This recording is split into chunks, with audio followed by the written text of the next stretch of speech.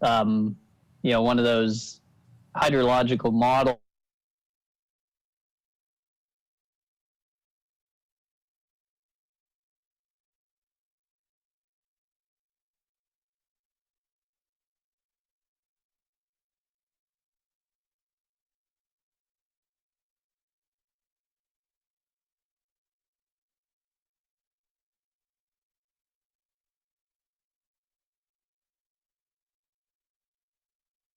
One of those hydrological models.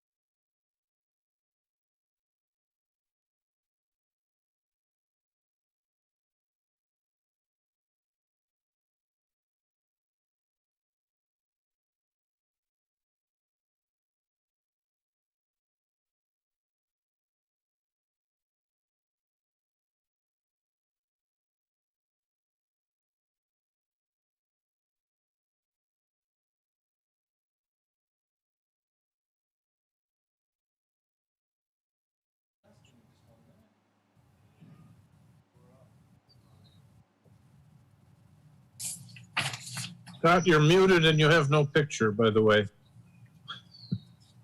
Yes, I know. I'm on an iPhone. Really poor reception. Okay. Well, just Sorry about imagine what you look like them. We are on the air. Good evening, everyone. I'm Tom Boak, Chairman of the Kennebunkport Planning Board. This is a virtual planning board meeting.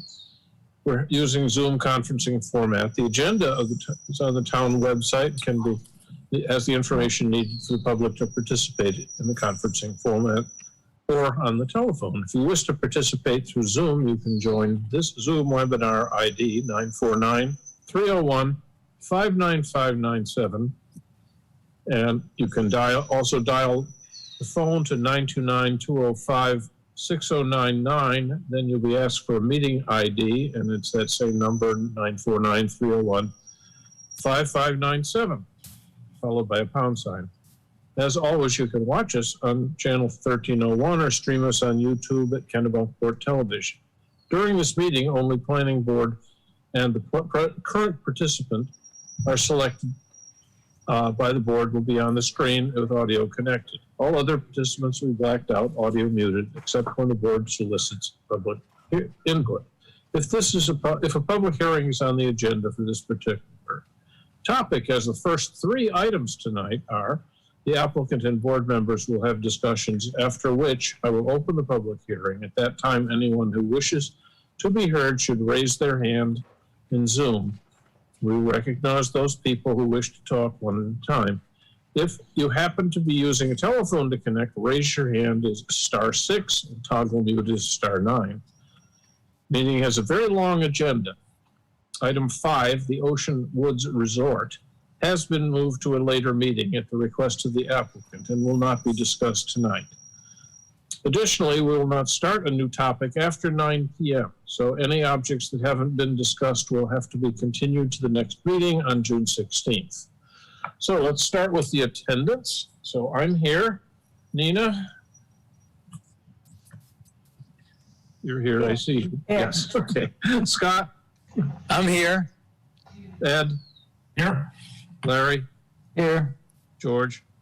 Here. John? Hey, Here. we've got everybody. All right. Our first step then now is to the approval of the minutes of the last meeting. I guess I noticed one thing that she had the tail end of it. She talked about the next planning board meeting on July 2nd. That really meant to say June 2nd. So that was the only correction I had on it. I sent Tricia a note. I think there's an error in the minutes that she said she would correct after we approve them, Yeah. pending that change. I think you'll find that on the St. Ange property, it says that we decided that a waiver was not needed because the open space intent was being met. And I thought, in fact, we decided that a waiver would need to be requested, and I know has subsequently been requested by the applicant for the open space requirement. Okay, and she's She's gonna make that change. going to make that change. She's also going to change the July to June. Yes, yeah. So, Just, I thought it was important to grab that one. oh, absolutely. Okay, so do we have a motion to move as corrected by Ed and me? So moved. I'll second. Okay, we'll go around the people. I'm in favor. Nina? In favor. Scott? In favor.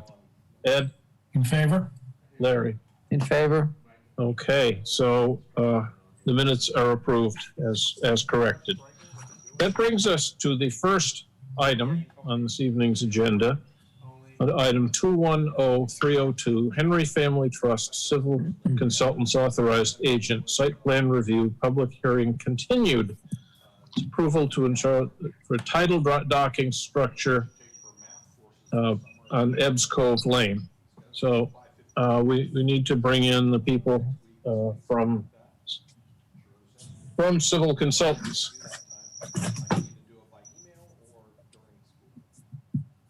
Which would probably be Jeffrey Oliva.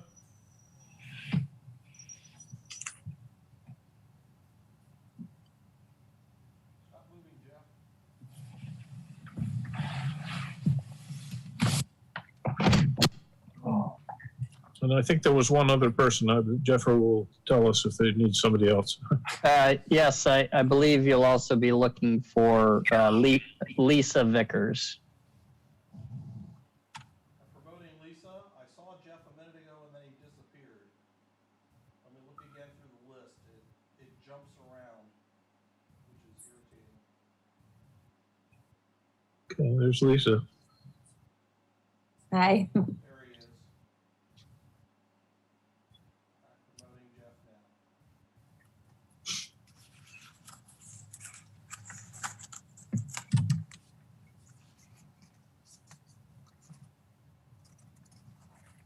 Okay. So why don't you start off from Civil Consultants, and then we'll go through the questions from the board. Sure thing, Mr. Chairman. I'd also ask that Ralph Austin be brought into the Of course. webinar as well. Sure. All right, so would you like me to start now? So we had our meeting 2 weeks ago, and there were some questions for the board, from the board regarding technical aspects and regarding environmental impacts And so what we've done is we've asked Lisa Vickers of Atlantic Environmental to join our team to be able to answer questions with respect to the tidal impacts with a pier and a float system like this in the marsh. Lisa's been to the site. She has extensive experience in the area with respect to these types of projects. I also prepared a memo for the board that included addressing the comments that I jotted down during the meeting.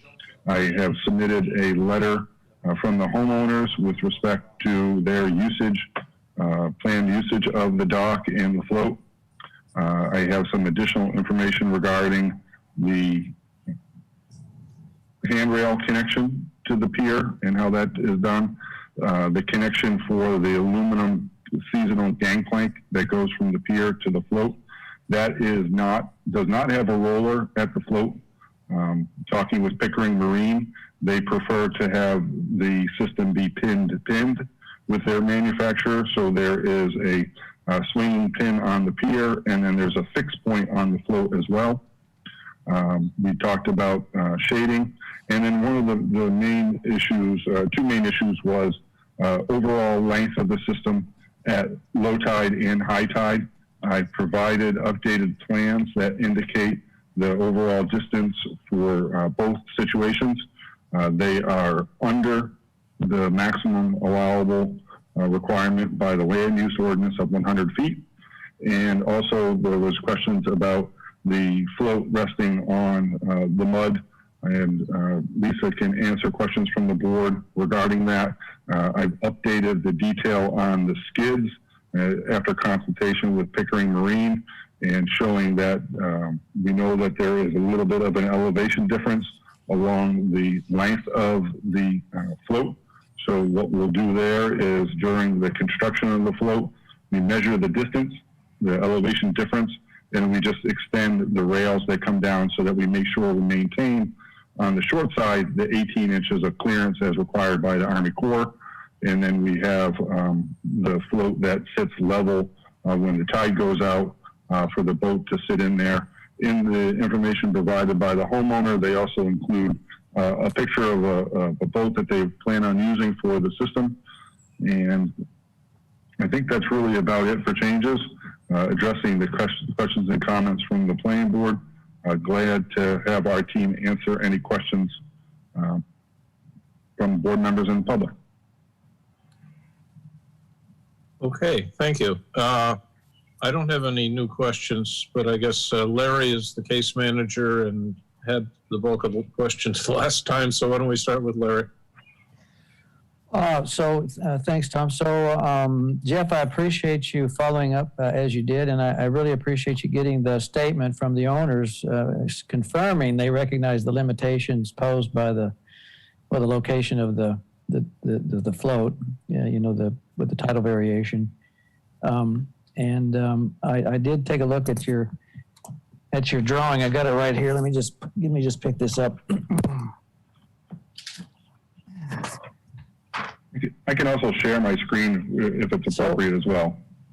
So, yeah, maybe if you want to show it on the screen, maybe you could, maybe it'd be easier for everybody to follow along. I'll go to wherever you need me to go to, Larry. On Okay, that's a great place to start. Yeah,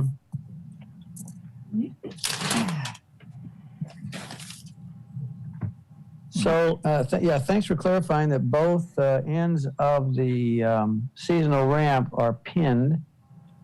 I guess I didn't expect that, but so of course that would push the float outward. And I did see where you're promising that it's going to be less than 100 feet overall length. But where I'm stuck on this is, so I'm looking at the, okay, so below this image, there's some additional elevation views of the float, right? Correct. Okay, so that's really what I'm talking about. Okay, so a little bit farther down. Okay, right there. That's good. So I guess where I'm really stuck is I'd like to see some dimensions on this, including the location of the connection on the seasonal dock, okay? So I think, let's just talk about the first drawing you got there. That's like an elevation view. That's looking at the seasonal dock from seaward, right? Correct. Okay, so that's the 20-foot length. Okay, so then the one below there is looking at it on end. And so that's looking, along the dock. But the two things look like they're the same size. Well, that can't be the case, right? Because one is 20 Yeah. feet and one is 10 feet. So what would really be helpful is if you could show a plan view, and then below it show the elevation view, the front elevation view, and then to the side of that front elevation view showing the side elevation, all with dimensions. Yep. Because well, that would help us confirm independently that the arrangement, even if the float were horizontal or the seasonal ramp was horizontal because of an extra high tide, that it would all be less than 100 feet. That'd really help us Okay. make an independent confirmation of that. So what I did, if we look at the top view of the plan, in talking with the contractors, we know that bolted connection for the ramp to the float is 2.5 feet in on the float. So I'm going to pan up on the same drawing. And this is the plan view of the system.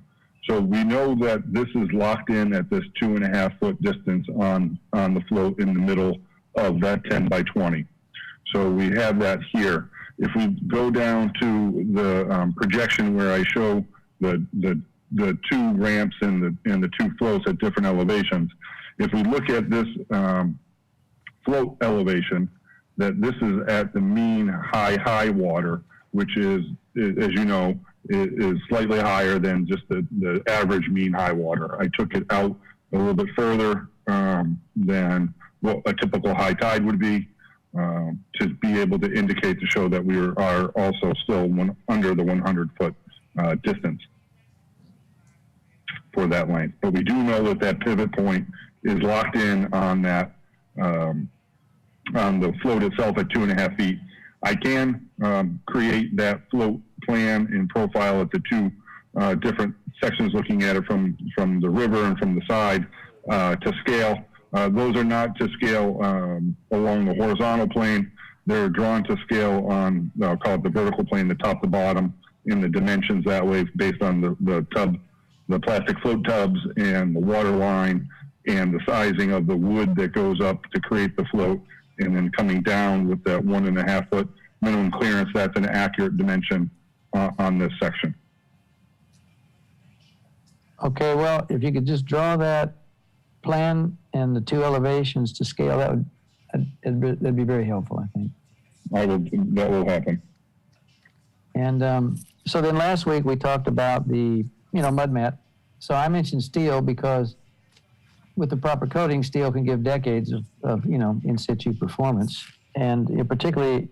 And of course, in this particular situation, you have the wet-dry situation. It's going to be submerged some of the time and in the air some of the time. And that's a pretty difficult zone for any material to last very long in. So I noticed you're planning to use wood, which I don't really, it's up to you, but you may want to think about coatings to make this last a bit longer. I don't know what the plan is on that. But that is sort of a lead into, okay, so... And I do really appreciate you talking to Pickering Marine about their solution on all of this. And I appreciate that Lisa has been to the site. I was there once, a couple a year ago, I guess, or more than a year ago. But we didn't actually walk on the beach. And so I'm still wondering about the bearing strength of the ultimate allowable bearing strength of the soil. And of course, my preconceived notion is that it's muddy, so it's not going to be very strong, but I could be wrong. It could be sandy or degenerated granite with, some kind of silty, mix where the bearing strength would be very high. So you wouldn't have necessarily, it could definitely affect your proposal for the mud mat. So, were you able to characterize the soil in terms of maybe grain size distribution, or do a rudimentary bearing capacity test of any sort, load it up with 100 pounds and see what happens? I have not. I did talk to Pickering about this because they're the contractor that was part of the original plan when this was originally submitted, and they're very familiar with the site. And it was their opinion that the beefed up rail, I'll call it, on the bottom of the float with the additional plies of wood on either side would suffice this area of the mud flat and provide the support required. I guess what I'll do is I'll ask Lisa if she can unmute herself and just maybe give a characterization of her thoughts of where this float will rest on the mud at low tide, and thoughts on other projects that are similar in nature. Sure. So Lisa Vickers, I'm with Atlantic Environmental. I was out at the site at low tide, so I was able to, get a general idea of what we're looking at. The layout of the dock was marked out in the field, so I could see where the pier will end, ramp will begin, and the float will rest. And so I certainly don't have experience in bearing strength of the soils, but we have worked on in the hundreds of docks throughout the coast of Maine, so all the way down from Kittery, all the way up down east. So what I will say is what I saw, my indications were, you have the typical marsh vegetation that extends down into Spartina peatons in the upper, goes down to Spartina alterniflora. And then what you have is this gentle, as Jeff's indicated on this plan, a gentle transition down from, it's like what we characterize as mixed, coarse, and fines, which is a general term, sort of captures all different types of size. You have anything from cobbles down to sand and silt. And then you have extending out to more of a smaller grained mud. And our experience with these floats sitting on the mud at lower tides, it's pretty standard to have that throughout, again, the coast of Maine. And with the float skids that this has been designed with, that sort of eases some of the pressure, so you don't have the entire float just pushing down. And that, you will have some compression, but it's certainly not measurable. And it's, I guess, is the concern of it getting stuck, or I guess I want to get a sense of. Yeah, either getting stuck or just sinking into the mud an unreasonable distance, Right. So I see what, the wood skid, the mud mat arrangement, seems to, that's a benefit, yeah. Sure. And then also just with the flotation tubes that you have underneath that float, when the tide does come in, really helps to elevate it up out of, the mud. But it's not common. I'm trying to think of any case where we had a situation where it was stuck when the tide came in. And I can't think of anything. And we've been doing this for quite a while. Not to say it can't happen, but with this is a pretty typical design that seems to be successful throughout the coast. And yeah, in this situation, it's with the creek. Okay, I appreciate that. Yeah, okay, that's good to know. Okay, well, that's more or less my request. If you'll just provide those scaled and dimensioned drawings, that'll be great. Thank you. Okay, one thing, Larry, one thing I just noticed is if you just add up all of the pieces, the 7-foot steps, all the different pieces, and just say, hey, if it went completely straight out, there's only 7.5 feet of the 10 feet of the float count. So it's 99 point something. So Yeah. it's still under 100. 99.44, I think, yeah. Yeah. So it's they've knocked it.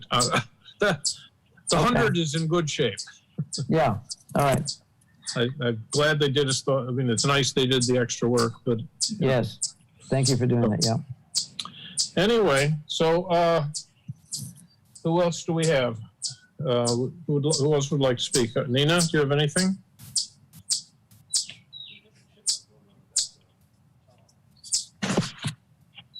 Sorry, I had to get off mute.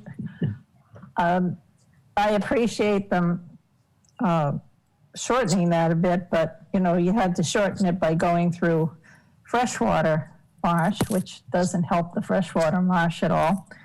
And I still have problems with docks that are in estuaries and the changes in sedimentation patterns around them. I did want to ask what kind of wood you're using on that float. I noticed that you were using wood there as well.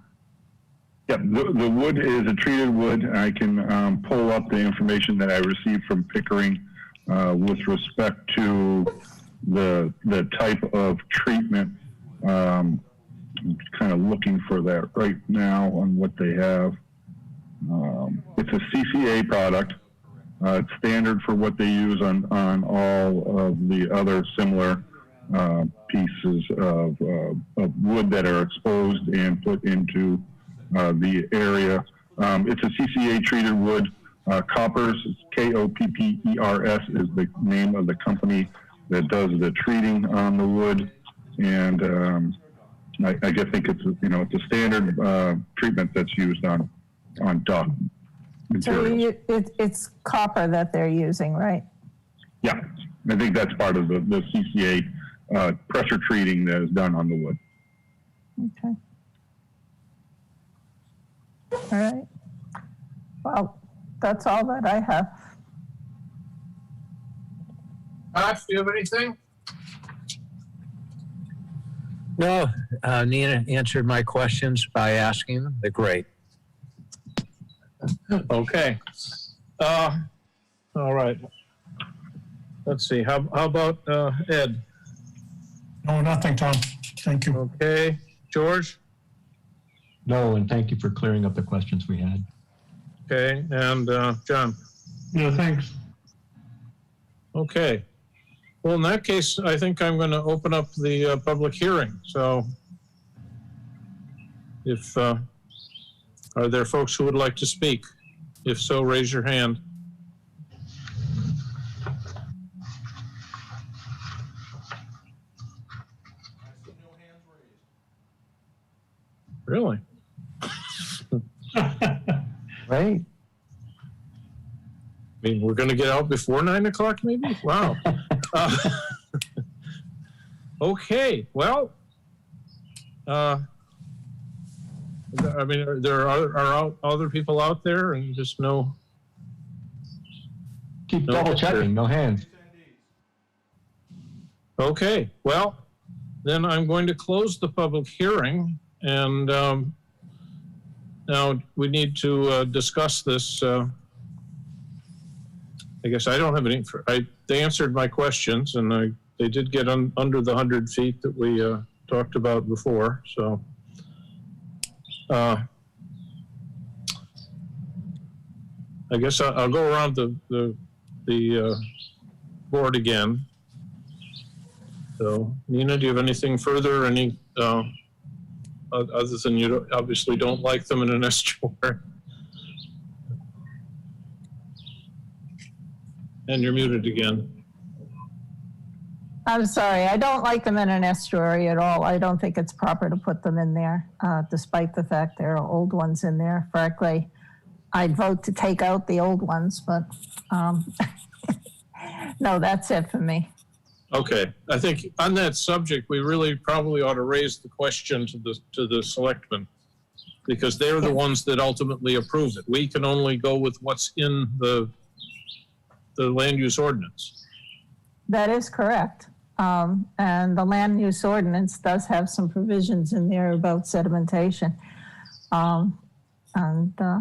It's up to the planning board how they view it. So it's up to the members of the planning board. So I've been doing some reading on docks and what they do in changing sedimentation patterns. And I don't like them in estuaries at all. Estuaries are the carbon source for the sea. They're spawning grounds all the microbes that are important are in there, all the small invertebrates, and they just change things, and not to advantage. So that's my take on it. Yeah. Okay. Scott, anything further?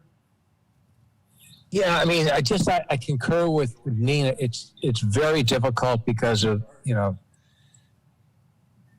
fresh water coming in, and and I know it's up to the selectmen, but I mean, could the DEP do something with bigger footprints that are plastic, larger footprints or something with these docks that don't go down as far, push so far? I don't know. Again, as far as I know, the DEP has approved it. Yeah. Well, the DEP has their standards, and they're sort of a stopgap standard, and we obviously require that. There's no question about it, or we wouldn't approve it at all. But I think Kennebunkport can go further in looking at where a dock is and what it's going to do there. And I don't know. I question it constantly in my conscience. Why shouldn't they be allowed a dock? I think people should have docks, but I also am a very strong environmentalist, and I have to look at it from the other point of view, where it doesn't help the sedimentation patterns and it changes the estuary. So it's a hard decision. I agree. Okay. Ed, do you have anything further to say? No, Tom. Okay. Larry? No, I'm good. Thanks. Okay. George? No? John? No. So, as I understand where we're sitting right now, is Larry had some changes that he wished to go in. Would those No. statements be okay to be putting into a finding of facts, that they do that pending before they go for the? Well, yeah, my comments, I think, would just be on the plans before we sign the plans, right? We don't sign these plans. We're not going to sign these? No, this Okay. is not we only sign subdivisions. Oh, okay, all right. Okay, so, well, yeah, I know it's, You could put them in the FOF. I'll put them in the FOF, yeah. Yeah. But I would like to still see the version with the, scale drawings of the dock, just to make it complete. So I could put that in the FOF, yeah. With dimensions. Yeah. Dimensioned plan and 2 elevation views. Well, there's I guess 2 ways we could go.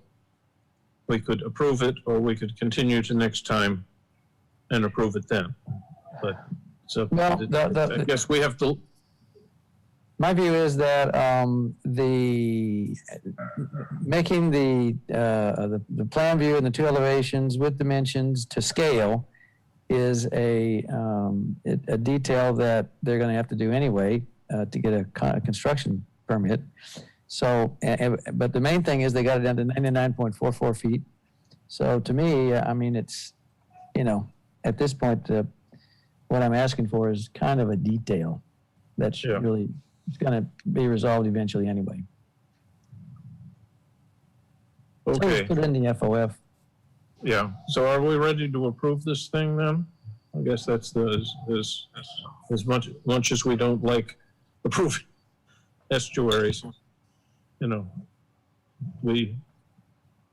guess that's the question: is do we have somebody going to make a motion to? Well, I'll move to approve the pier at Ebbs Cove with the condition that they finalize that they provide an L2 drawing showing the dimensioned plan and elevation views. That's my proposal. Is that too much? No. Okay. But they're not going to, they have to provide that eventually.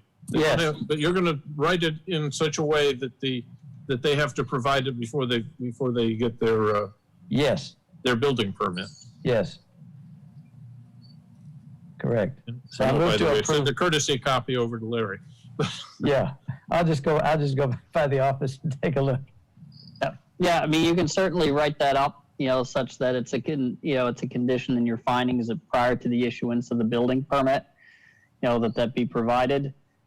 You could also certainly ask to have that provided, to the board, prior to the reading of the findings.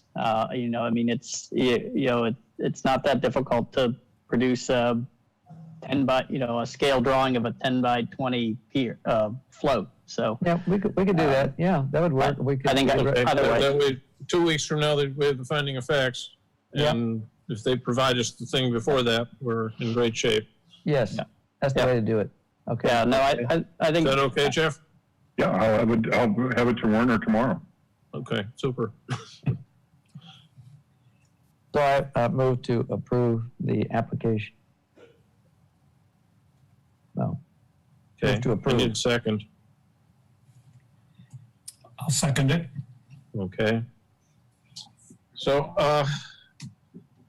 I'm going to go through the board because I'm not sure this will be. I'm in favor. Nina, I'm not in favor based on 1010B1B.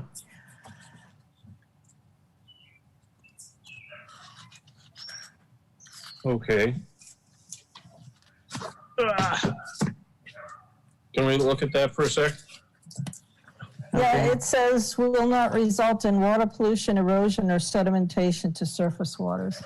And I think it will change the sedimentation pattern to have a dock in an estuary like that.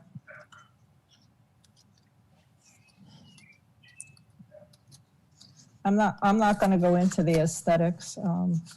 There are other docks there. I couldn't reject on that basis. So.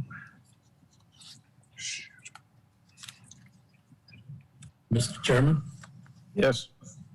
if I might, I'm not sure where the board's headed with this discussion, but if they're going to be looking into issues of sedimentation, I don't know if that's something that you would allow either Jeff or Lisa to comment on, since they are the experts on our side. That's I fine think with it me. did. Certainly. I'll defer to Lisa to address that. Well, I mean, what we've seen with these docks over marsh, is following the Army Corps recommendations, which is a 1-to-1 for height to width over the vegetation. In years past, I was a project manager at the DEP, and we had sometimes required through-flow decking, which is supposed to allow, light penetration down to the vegetation. And we looked at some studies at DMR. It actually looked at some studies, looking at, is there a difference between the 1-to-1 height to width elevation with the through-flow decking? And we didn't see much of a difference. And through all these years of doing this, when people live adjacent to the water, they want to access the water. And what we would see, they'd give us a call and say, oh, I've been tromping through this vegetation long enough. I want to have a dock where I can direct foot traffic. So I think with the docks, the impacts, and with the best management practices and utilizing the construction techniques that, through the feds and through the state and local regulations, gets you directed access to the water, minimizing the impacts of just, constant trampling the vegetation, which is oftentimes what you'll see if you don't have, this sort of structure in place. And, someone could set a little aluminum boat up in the upland, drag it constantly through that vegetation. That's going to change, have much greater impact than what you would see with these pilings, spaced the appropriate distance apart, minimizing the length of the structure, elevating the float, ensuring that pier has that elevation so it allows for sunlight penetration to the vegetation. So, you are seeing those direct impacts to the marsh at the site of the pilings being driven down. But generally, that's less impact than overtime use of just people dragging watercraft and foot traffic, for fishing, boating purposes. You didn't mention sedimentation. Well, I think that's sort of in the system. And when we discuss sedimentation, with the pilings driving down, I guess I haven't seen, if you're worried about erosion, in this situation where you have the marsh vegetation, these pilings are set back far enough that you're not going to be sloughing off that marsh vegetation. When I was at the site yesterday, I did see what we call a living edge of the marsh. So basically where you have the mud flat, and you can see over the years, there's just been like I call it sloughing off of that vegetation. That's just basically through tidal wave action, wind, what have you. Boat traffic can do it as well. In this situation where this dock is located, one note that I made was that you have that gentle transition, so you don't have a rough edge. And then in looking at where the pier ends, you have it far enough back that, the environment does change over time and you will have changes. But this is giving you more than adequate distance back so that you're not going to have that sedimentation of the waters necessarily from that living edge sloughing off. That's, we have worked on other projects where you did have a living edge, and how we address that would be using maybe something like a helix anchor and ensuring that the pier stops well beyond where that living edge would be. And what we've seen is these systems, with those construction practices, you can kind of coexist and still allow for the vegetation and limit any sort of type of erosion. Aside, it's a balancing act, I understand. So that's just my experience in working with docks. I'm not talking about erosion. One of the things you mentioned is that you didn't see any difference in the effects on vegetation, but you didn't say whether having light coming through the docks was advantageous or non-advantageous, or whether the vegetation underneath had suffered because of shadowing. And I happen to know that the grasses that grow out there, many of them are very highlight requiring. They're C4 plants, I've mentioned this before. So that any kind of shadowing, whether you have some light coming through or not. But that's not what I was talking about. I was talking about drainage patterns in the estuary. And I even saw that when a picture was put up of this particular estuary of the docks that have been sitting there for a long time. I could see channels that had been dredged out basically through the water. And that's the kind of sedimentation I'm talking about, not about the edge, not about the trampling of the vegetation. And I realize that people may pull boats over the vegetation and do damage to the marsh that way too. But the sedimentation I'm talking about was the subject of studies down in North Carolina, where they're looking at the changes in barriers and everything, and what the docks are doing to the shoreline down there in estuaries. So that's something that, I don't know if it's been studied here or not. And I don't know what the changes would be, but I do see some changes. And I do know that anytime you put some permanent structure in there and you have floats, you're going to be changing the sedimentation pattern as the water goes in and out. It's not static. This is tidal. That's what I'm talking about.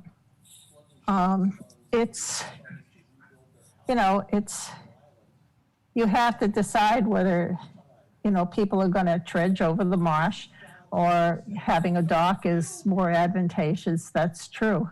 I don't like to see anything in an estuary, but, because I don't like to see it impacted at all.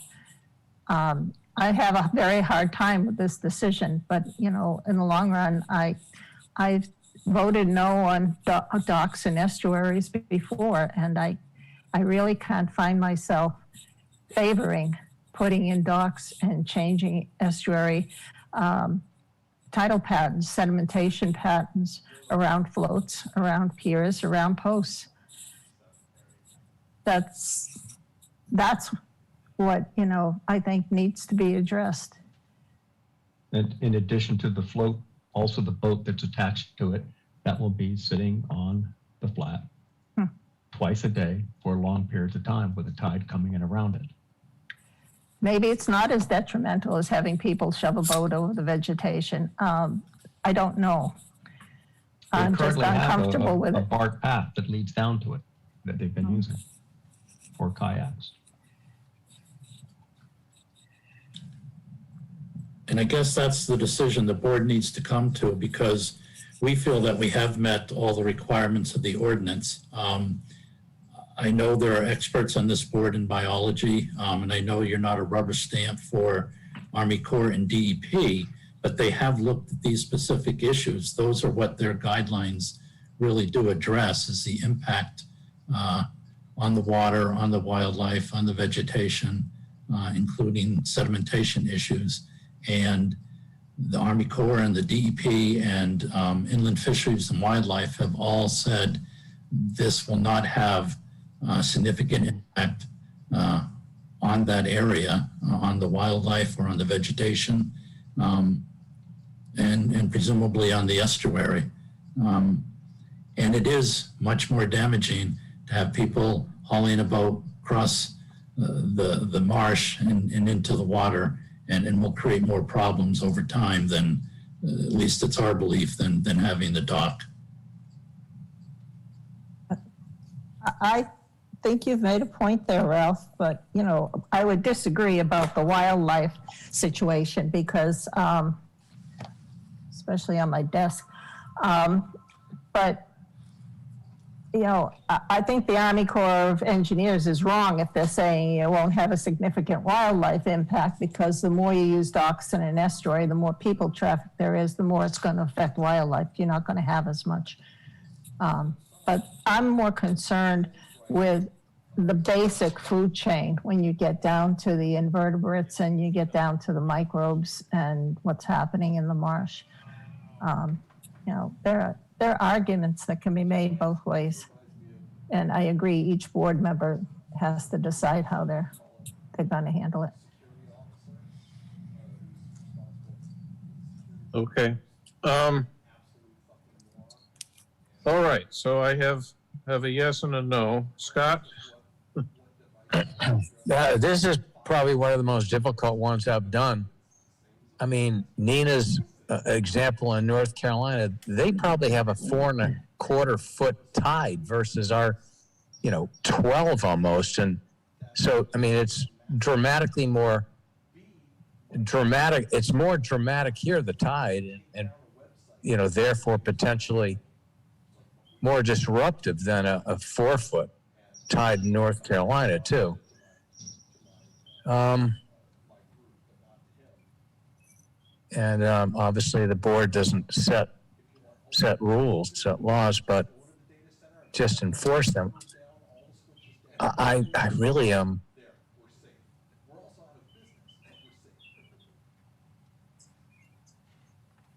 Yeah, I have such a question about the estuary with honestly fresh water coming in and disturbing too. I think I'm going to say no.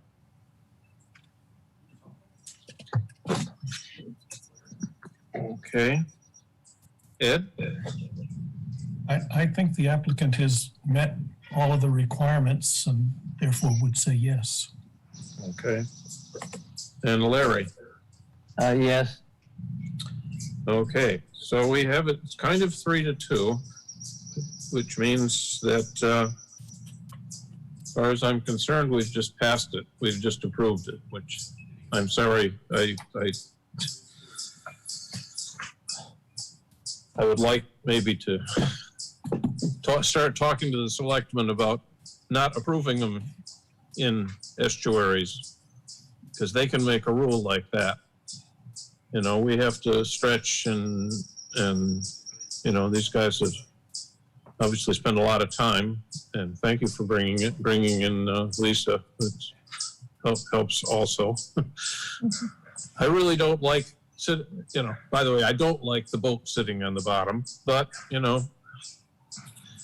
I would rather, if they're going to have a dock, I'd rather it be just for paddle boards and kayaks and things, but. Anyway, so it looks like we've passed it. We'll have a finding of facts in Yep, next week, next time. Next time. And meantime, Jeff is going to update that drawing so that everything looks the way you want it, Larry. And okay, well, so I guess we'll go on to the next item. All right, thank you. Okay. You know, Tom, if we bring this subject up to the Board of Selectmen, and I think it really ought to be brought to them, the subject of having more public docks available to people to launch boats, I think would be a good one. Yeah, a good thing to add to it, yes. Yes, yes. So that people didn't feel like they had to have their own dock because they couldn't find any place to put their boat in. Yes. Yeah, public docks are good, yeah. Yep. Okay, well, thank you, folks. We'll get on to item number 2, which is 210403 St. Ange property, Mitchell and Associates. It's a preliminary subdivision review public hearing. And our presenter is supposed to be remote, but still should be able to. He said he was going to be able to log in even if he was somewhere remotely. So. Yes, so I do see Judy and Bob Metcalf. Okay, good. I'll bring them forward. Yep. Please.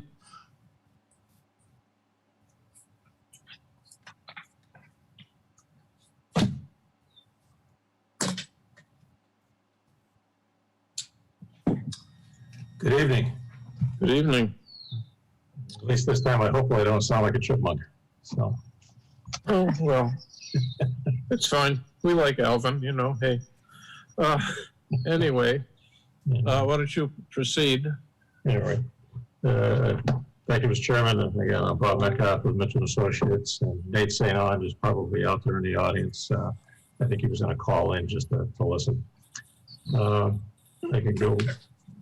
I had an issue last time with sharing the screen, so Lorna, could I ask you to bring up the plans that I have? Yeah, sure. Just bear with me. I'm, Yeah. working on pulling that up. Okay. So just in a brief history, that the applicant purchased 5.01 acres from the Henchy family that is accessed by the private access road, which is an extension of Hillside Drive. Was a private way approved by the planning board in 2016 and constructed in 2017. And if you can go to the second one, that's the overall survey showing the parcels, and I could probably make that clearer.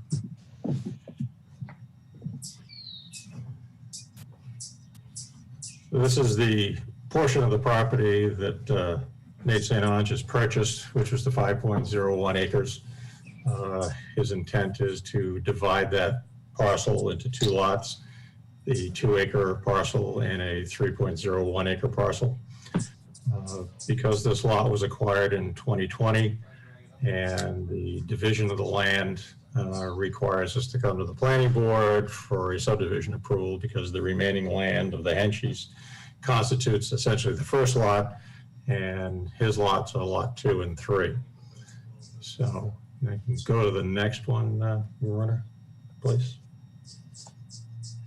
Oh, sorry, the other one. Oh, that one is basically was the boundary survey for the entire Henchy parcel, just to give you an overview of the size of the parcel prior to the private access road being approved.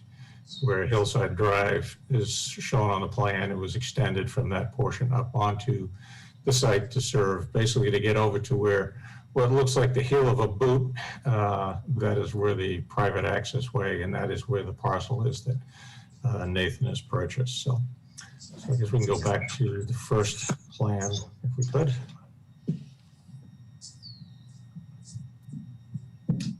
Excellent. Thank you. So this is the plan that shows the lot division. As we presented before, the existing private access way, the utility poles have been installed, and lines have been brought in to ultimately serve the two lots, which will be fed by underground to the lots themselves, and there will be a transformer. The lot on the southerly side is Lot 2. That's the 2-acre parcel. It has a test pit that was identified for a potential for 5-bedroom unit home. And then to the northerly side is the proposed Lot 3, which is a 3.01 acre parcel. That has 2 test pits that were identified, a recent one before Nathan purchased the property, and the one further north on the lot was done when the property was, site evaluation was done prior to 2016, when the property was determined what could be developed out here. The lines around the septic fields are the zone of influence, so that the wells would be located outside of that. The properties will be served by on-site well and on-site septic. The shoreline zone setbacks from the wetlands are reflected on primarily on Lot 3, which is the one that has the wetlands adjacent to it that fall within the shoreline zone. Lot 2 has one small finger of wetland that's located to the northeasterly side, if you will. And there is no shoreline setback around that smaller finger of wetland. So the intent is to build his primary home on Lot 2, and then on Lot 3, they'll be building a home for his in-laws. So basically, it's a family division development, but because it is 2 lots created prior to a 5-year extension, it does come back to the board for, as I said, for subdivision review. We talked last time, because this road was built and approved by the planning board in 2016. At the time, we had asked the board to waive the requirement to bring public sewer in, which would have been over 1,000 linear feet, plus a main extension requirement to bring sewer up into the site. And also the same thing for water, which would require a water main extension. At that time, the private access road requirements didn't require to bring in the public utilities. And at the time, the Henchies were looking just to be able to spin off a lot every 5 years. In discussions with the fire chief for this application, he was fine with on-site well with a residential fire suppression system being provided, and the applicant is proposing to do that for both dwellings that would be constructed on each of the lots.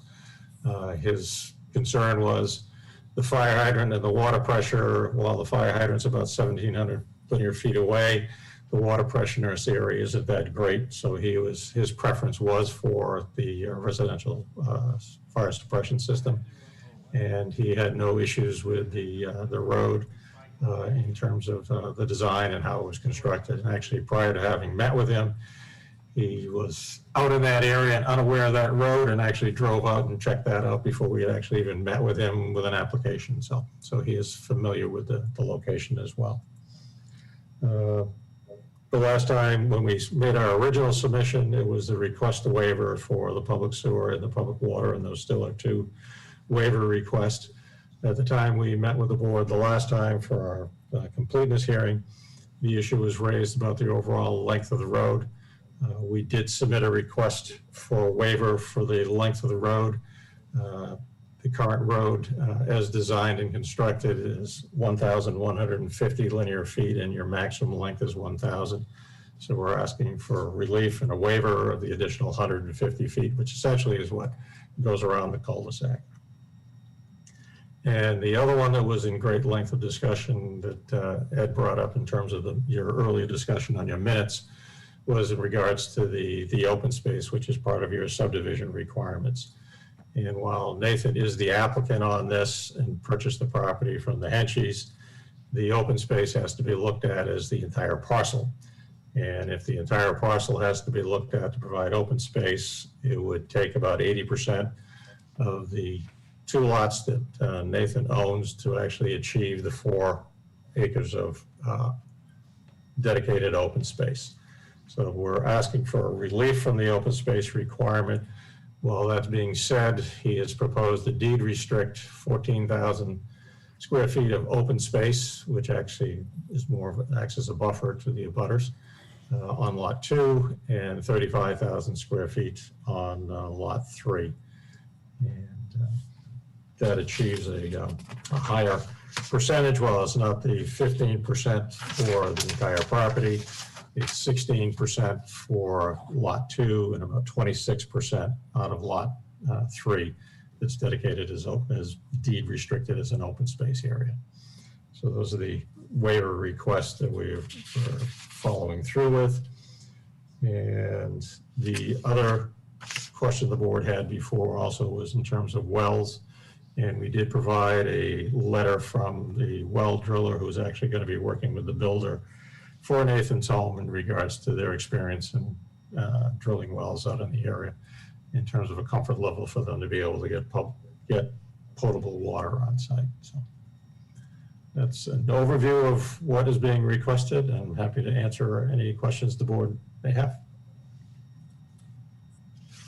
Okay, so we have, there were 2 waivers in your original thing and then 2 more, right? So there's a total of 4 waivers. Correct. Okay, so probably when we get around to approval of this subdivision, which will probably happen this evening, we need to approve those 4 waivers. But we'll do that after the public hearing. Let me just ask around the board. Nina, do you have any questions on this? I was just wondering, the only thing that bothers me about this is the fact that you're going to put in septic systems very close to wetlands in the ocean. And I was just wondering what it would cost to put in sewer line.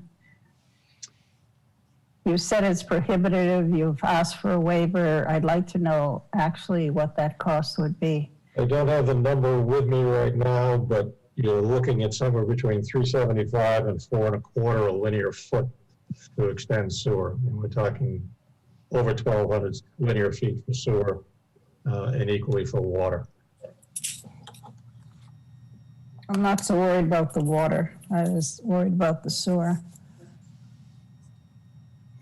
In terms of the septic field locations, the ones that we're looking at on lot 2 are not anywhere near the wetland, and the one on lot 3 is further away from the wetland. They also meet the state plumbing code requirements, and we feel as though they're adequate, and they meet as I said, they meet the health requirements of the state in order to put them in there. And don't see them as being an adverse impact. If this was and I think we had this discussion the last time around, I think if you were looking at this as a 25-lot subdivision in proximity to wetlands, it would be more of a concern, probably. But in this case, you're only looking at 2 residential dwelling units, and there's adequate space on these lots to accommodate. State plumbing code only requires a minimum of 20,000 square foot lot to allow subsurface waste disposal, and you've got a 2-acre and a 3-acre parcel. But that doesn't give me the actual cost of connecting to the sewer. I realize that if this were a 25-lot subdivision, then, the costs of connecting to sewer would be lower per lot. You're probably just running on $375 a linear foot for the sewer. You're probably in excess of $400,000. Because we'd have to extend the sewer from where the existing manhole is in Benson, which would mean having to extend it all the way through a portion of the existing section of hillside and down through what was extended. And then it would also require, because the last 2 homes that are serviced by that, they actually have individual lines that tie directly into the manhole. If we had to extend the public sewer, they would have to be then tied into a new sewer line. They could not continue to go into that manhole. So it's more extensive than just running a line. It also means upgrading existing lines that service 2 of the homes that already have access to the sewer. So. Are there other homes that could tie into that if it were constructed? There's probably 2 lots closer to hillside that probably could. But I believe the one I spoke with Alan Moyer, who unfortunately obviously has since passed, They could do an extension, these lines the way the two other lots were to tie into the manhole, but because of the overall distance for these lots, it would require a main extension. So. Okay. Oh, that was my question. Okay. I have a question related to that. Bob, did you say that this property was purchased in 2020 or 2018? The lot that the applicant purchased was in I think it was November, December of 2020. Okay. So the regulations that we're not talking about were in effect at the time this property was purchased. Which regulations? The regulations about septic and sewer. As far as the sewer is concerned, the private access road was approved in 2016 and constructed in 2017. So the ability to meet with having subsurface waste disposal is permitted by state statute. And Werner can confirm some of that because he addressed some of that last time. That to extend the public sewer, we had gone through this whole exercise before, that it was cost prohibitive to do that, and we're continuing on that same basis. If Nate were to decide just to build as one home on here, we wouldn't be with the board to discuss this, and they would be able to pull a permit to construct a home and put in their subsurface waste disposal. So I hope that answered your question. Yeah, so what you're saying is that if there were only one lot, he would, by rule, be able to construct a septic system? Correct. Yeah, and the number of lots is really, doesn't really make a difference here in this case, relative to the sewer question. The principal reason why this is in front of you is due to the fact that they want to make this division right away.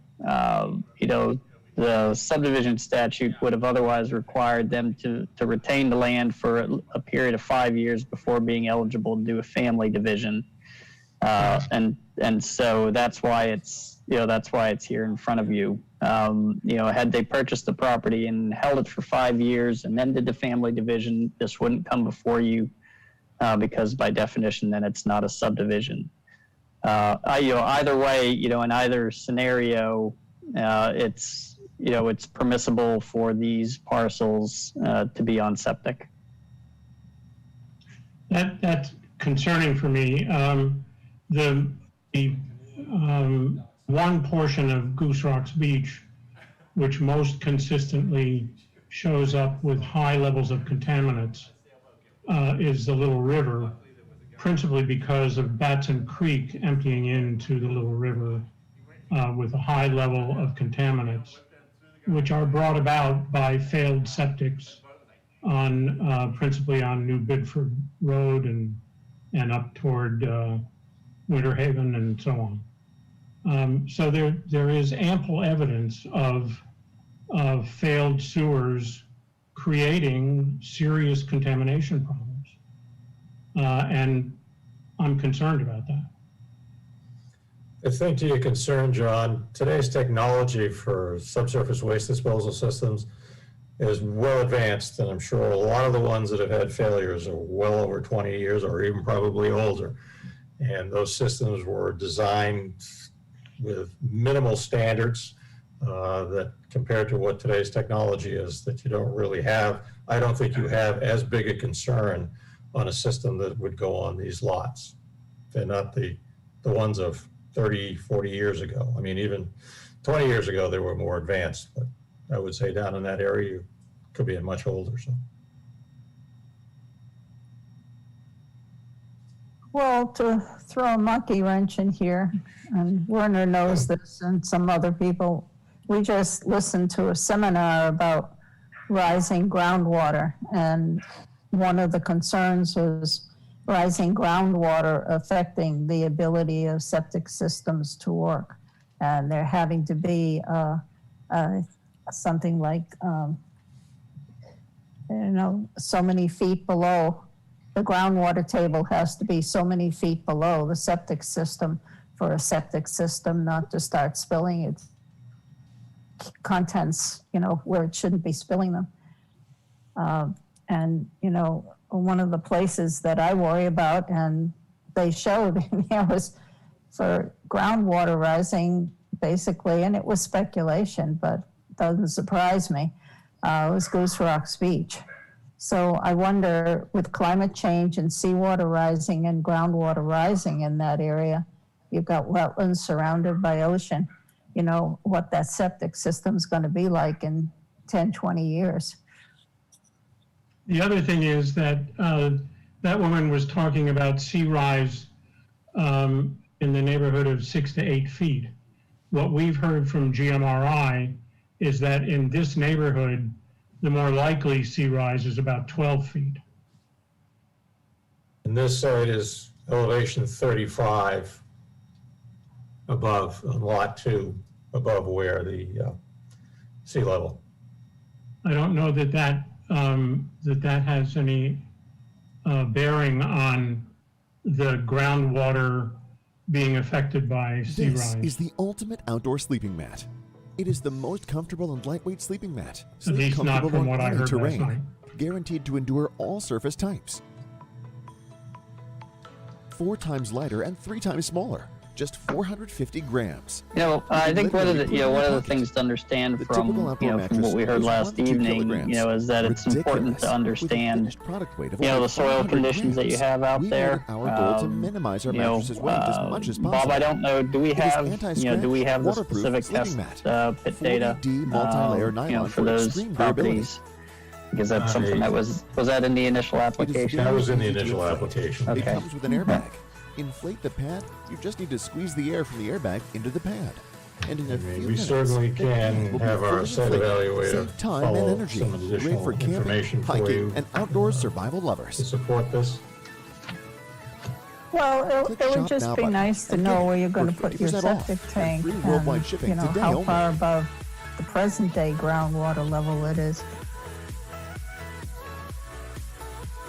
Yep, and that may be information that's that's noted in the in the test pit data, as part of the application. I'd scroll over to it, but I don't want to make everybody seasick. I'll go back and look at it. Yeah. So. I'll see if I can find it. So, Bob, I have one other question. Sure. You have a lot of anecdotal information about meeting with the fire chief and what the fire chief said, Yes. but I don't see any confirmatory letter or anything from the fire chief. Could you sure you don't supply want us to go with in? one, please? I can get one. I'll reach out to him. I thought he was receiving the plans to review, and I thought he would be submitting something to Werner, but I guess maybe there's miscommunications on that behalf, and I'll be happy to get something from the fire chief. Thank you. Let's see. Come on, come out with it. Your mother and I love you. Whatever you have to say. Werner, can We're you never just gonna kind of focus in on the lot 2, what that test pit I number want you to says? confide in you read it and to Mom scale. that I've chosen a different lifestyle. It's okay. On lot We 2. got it. Come on.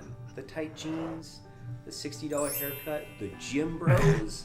You're That's gay. the It's bigger okay. box. We'll accept you for who you are. It's your freedom. Dad, I'm not TPE. gay. I just wanted to tell you I'm a conservative now, and that I test value pit the E. Second Amendment and our constitutional rights. Not mad, are you? Second Amendment? Look at what your assault rifle is doing to my hand! Ah! That is not an assault rifle. That is a Of course, why blunt did he number object, them? which is responsible for more homicides than all He rifles. gave me numbers, and on the bottom of the label is numbers. Fifty is number What 5. is going on in here? Basically, they hit Your refusal son at is a Nazi! I want abortion! Ah! Mom, I'm 31 years old. That's murder. Of course you'd be about against 12 murder, you racist, they misogynist, probably hit in the bigot! bedrock. And then I don't know, man.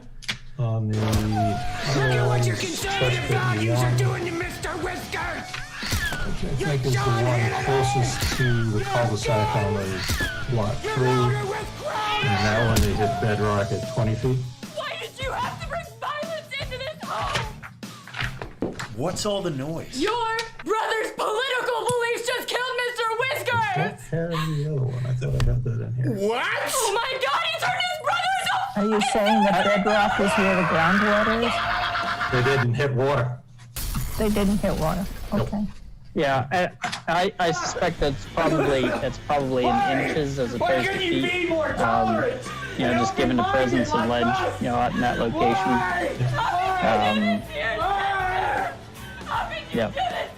But typically whenever they're doing, when site evaluators doing a test pit dig, they'll. It's amazing how violent they're out people get there, when you're with trying to either a articulate an small opposing excavator, viewpoint. or hand probes, internet for the day. looking for, soil classifications or those limiting factors. I suspect here they probably had a small excavator for these particular pits. They did.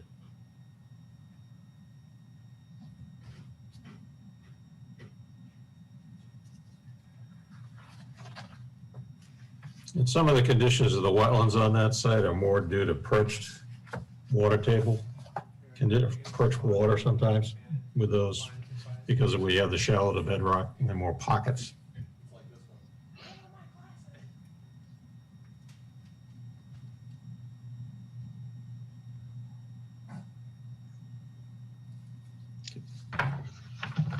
Bob, do we have a relative distance here from the septic site locations, to the closest tidal water? I know it's not on the plan here, but I think that what I've heard here concerns about potential impacts to to tidal water influences, and so that may be helpful information to have, just to put that into the perspective of distance. Sure. In the soil section of our submission, there is from the Natural Resources Conservation Service, it shows the soil types, and then it does show where the estuary is in relationship to where this site is. But I'll try and get some scale plan to get that information to you folks. Yeah, I just flipped down to page 4, and I suspect if everyone's seeing, that, maybe this down in this area here is likely, where the end of the topography, the limits of the topo are. I don't know if that's your. The topo was pulled off on that plan, was pulled off a LiDAR, and it just basically was framed into the study area for the property. Okay. Got it. Okay. So it isn't the full extent of the LiDAR topo. Okay. All right. But that may be something that's helpful, just to give a perspective on the distance to the resource. Sure.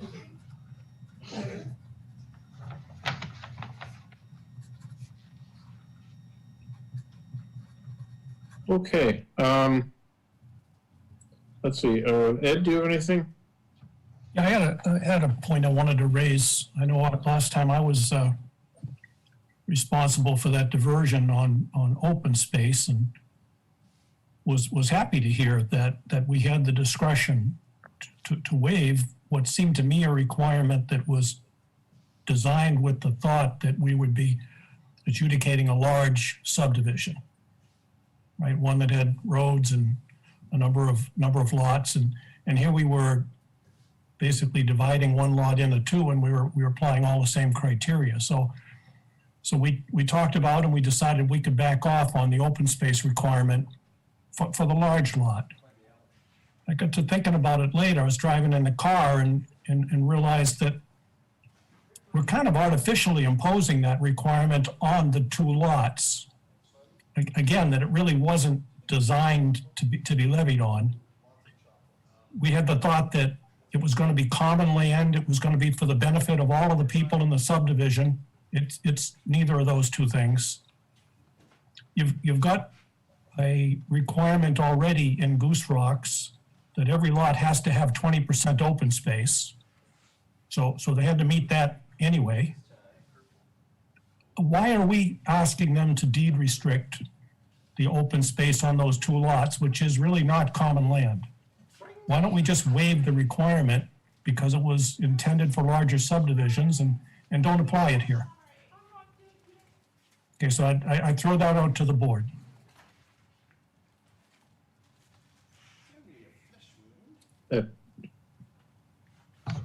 Sounds correct to me. I mean, I'd be we're interested. still going to meet the 20%.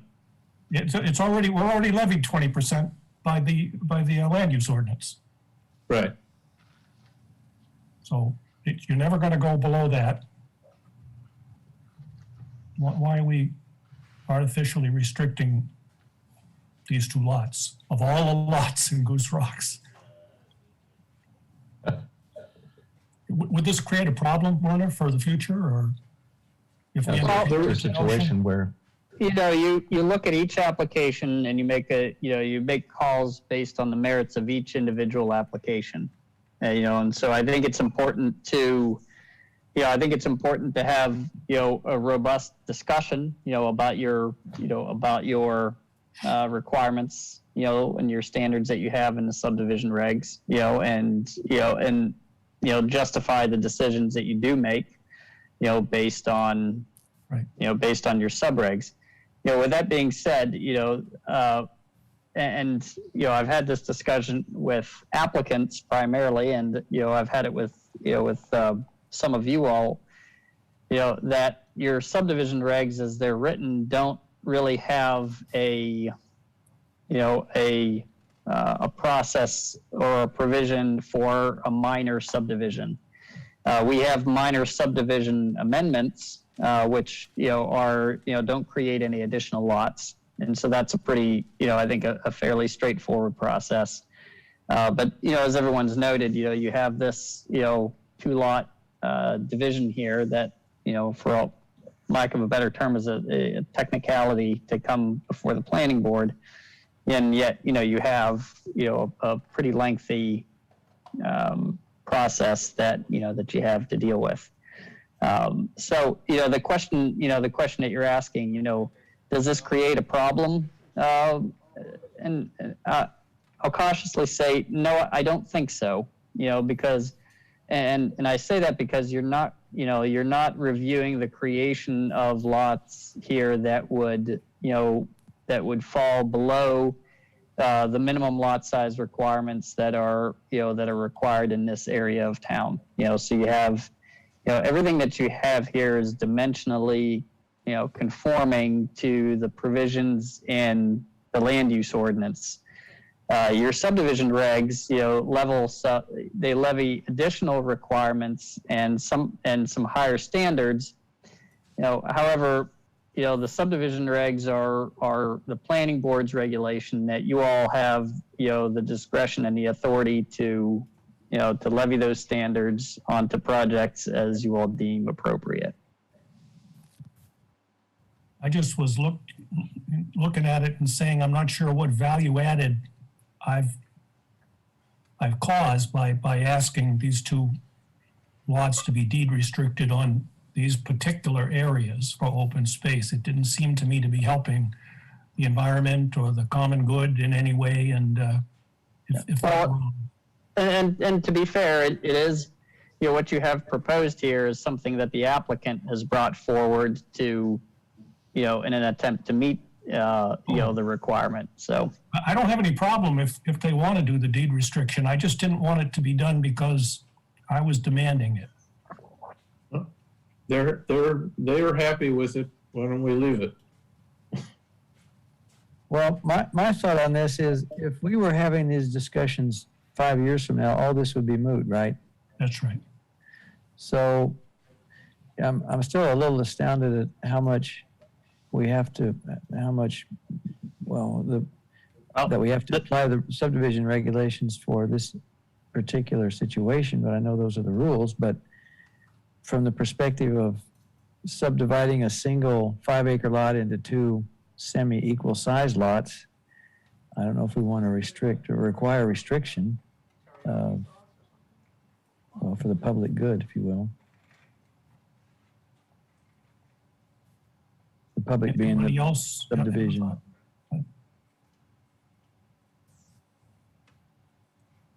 From the perspective of, preserving the land, You know, I don't think we're going to have any development. And again, the applicant offered this as a means of trying to meet some of the open space requirement. If you're happy to leave it on there, Bob, then I'll just withdraw my comment, but it just struck me as something that was above and beyond. Once I realized that I had some control over the situation. Yeah. So we like above and beyond. There's nothing wrong with that. Yeah, well, you should also note that, you know, at least in the case of Lot 3, you know, a good bit of that land, you know, even though you have upland, there is all restricted by setbacks to the wetlands to begin with. Correct. You know, so. Okay. So maybe it's not costing the lot owners anything. Right. Okay. Thank you. Okay. Because right now we have deeds prepared, I mean, a deed description Yeah. as to what it is. It would just be attached to the actual deed for the property. Sure. Okay. So, anybody else have comments at this point on the board?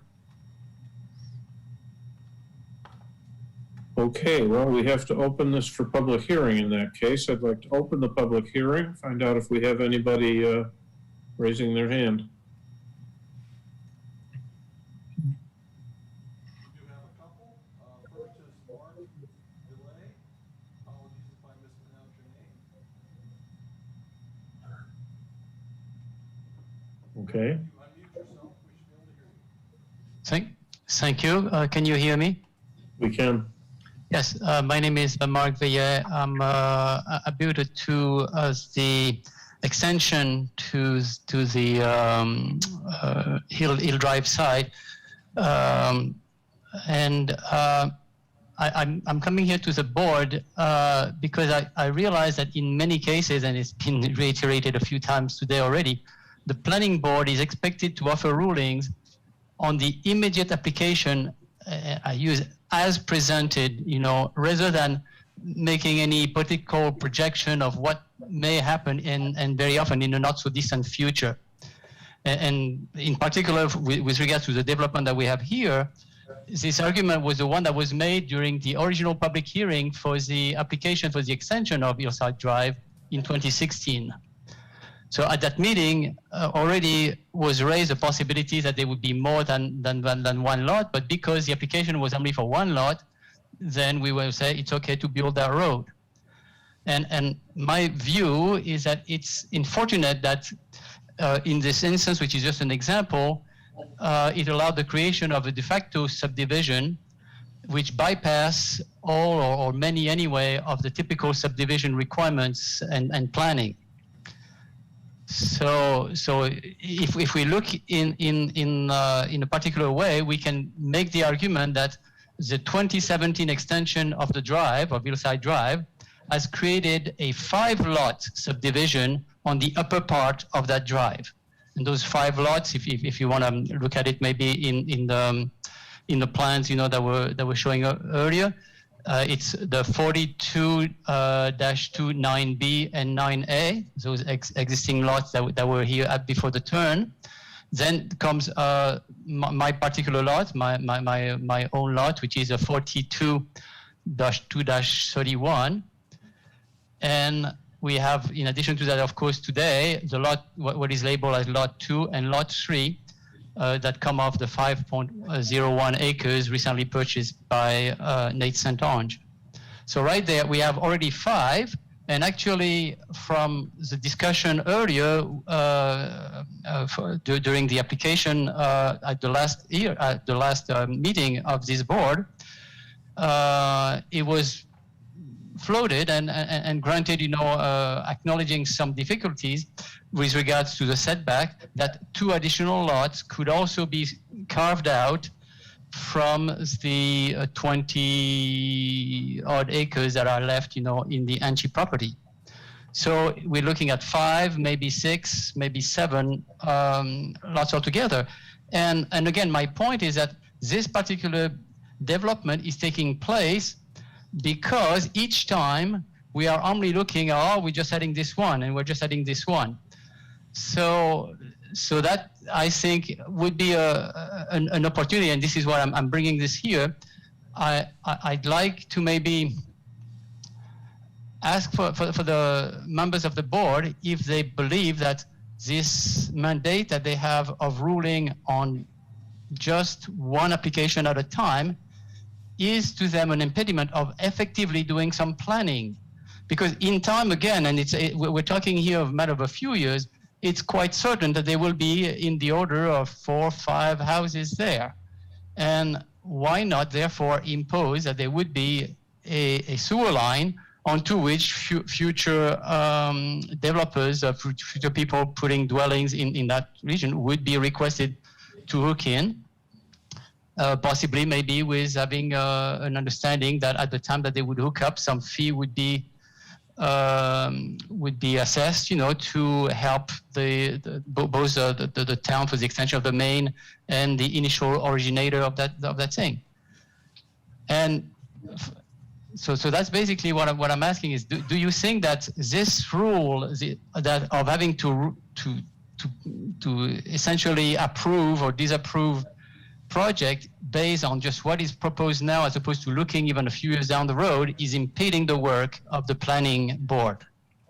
And again, I try to stress planning because, in 2016, it was very obvious that it would be more than one lot. And now in 2021, it's very obvious that it will be more than 2 lots. So this is my first question, and I have no doubt that today, or I fear that today, again, this will become approved on those grounds, of again, what is here, that's it. But I will also, after I hear maybe some comments about that, offer a few points that may be considered, for the board to maybe indeed not necessarily accept it as is today. As far as what was presented to us in 2016 was simply extending the road for the purposes of the Henchies who were planning to sell off that 5 acres at the bottom. The Henchies still own that big, whatever, 20-something acre piece of it. And we can't control what the Henchies are going to do with that. I understand.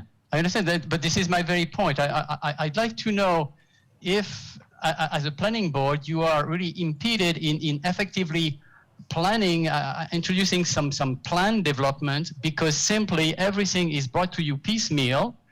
And as a result, basically, we are grandfathering, a septic system, for example, as is shown here, just because it's happening one at a time.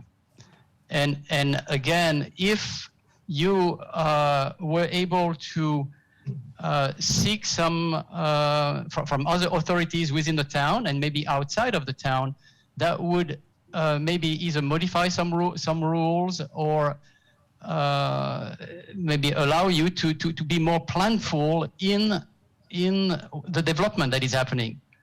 Again, this is not a call to try to prevent any development or whatever, but in many ways, those developments of one lot at a time are unfair to the very developers, for example, of Pinnacle Hill, for example, had to go through a lot of work to put a sewage system and stuff like that. So granted, it's going to be divided through more lots, but nonetheless, it's unfair to developers because one lot at a time, like it is happening right here, creates all those lots that do not have a sewage requirement. Well, I understand your point, but we can only rule on what we've been presented. Had the St. Anges built only one house, then there would have been just a building permit, and they wouldn't have come to the board. And that's okay if that's what they want to do, and then they can in 5 years build the other one. Those 5 years are okay to us. It's a form. In 5 years, tentatively, the septic systems will be better, or additional law will have shown up there that would have extended the sewage system. So 5 years is okay to take. I mean, Yeah, they're coming here because they're asking for something. It's not like, you know, they're doing us a favor of asking the permission. They are getting something that they could not get normally. Werner, could you explain the 5 years and explain what happened less than 5 years ago that caused this to be an issue? So, yes. So previously, you reviewed an application for the for the build, and the extension of this road. And so, the reason why it came before the board, primarily, so, the construction of the road in and of itself, just to access 2 lots, arguably would not have come before the planning board. It would have just been an application that's submitted to the code enforcement office. However, with that being said, the reason why this came before the board previously was because of the wetland crossing. So you had a shoreline zone wetland crossing, and that's what necessitated your site, that's what, created the site plan review. So it wasn't, because it was a subdivision, and it wasn't, because of, the one lot that was, that was there at the time. It was primarily because of the wetland crossing, Okay, which is, so that's why it was here previously. So okay, now, I recall that, but I mean, that was not a subdivision plan. That was that's correct. It was a wetland crossing. It was a wetland crossing. So what causes us to say they have to subdivide? What causes the 5 years?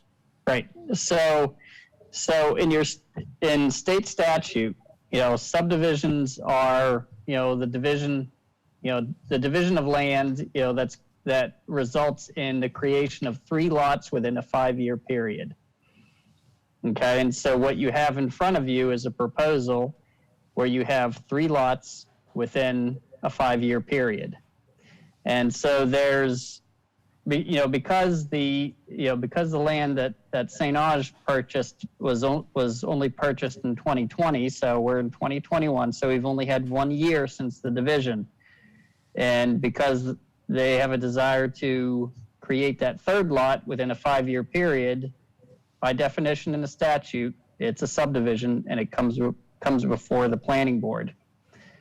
Now, if they had chosen to wait until, whatever the date was that they purchased, 2025, I'll just use that generically, it would not have been subject to a planning board site plan review, or a planning board subdivision review. Okay, so it has nothing actually to do at all with the 2016 wetland crossing of the road. No. I mean, that's, I recall that it was certainly discussed, and the plan that Bob Metcalf proposed showed the lot. It was, it was a fully disclosed plan in terms of showing what the intent was. But that was the reason why, based on the town's ordinance, why it was in front of you. Okay. So when you say I still don't understand. Werner, when you say the intent was disclosed, but the intent was for a 5-acre lot, not for a 3-acre and a 2-acre lot. Is that correct? Actually, it was for a smaller one at the time. It was for a smaller. It was for a 2-acre, I think, lot.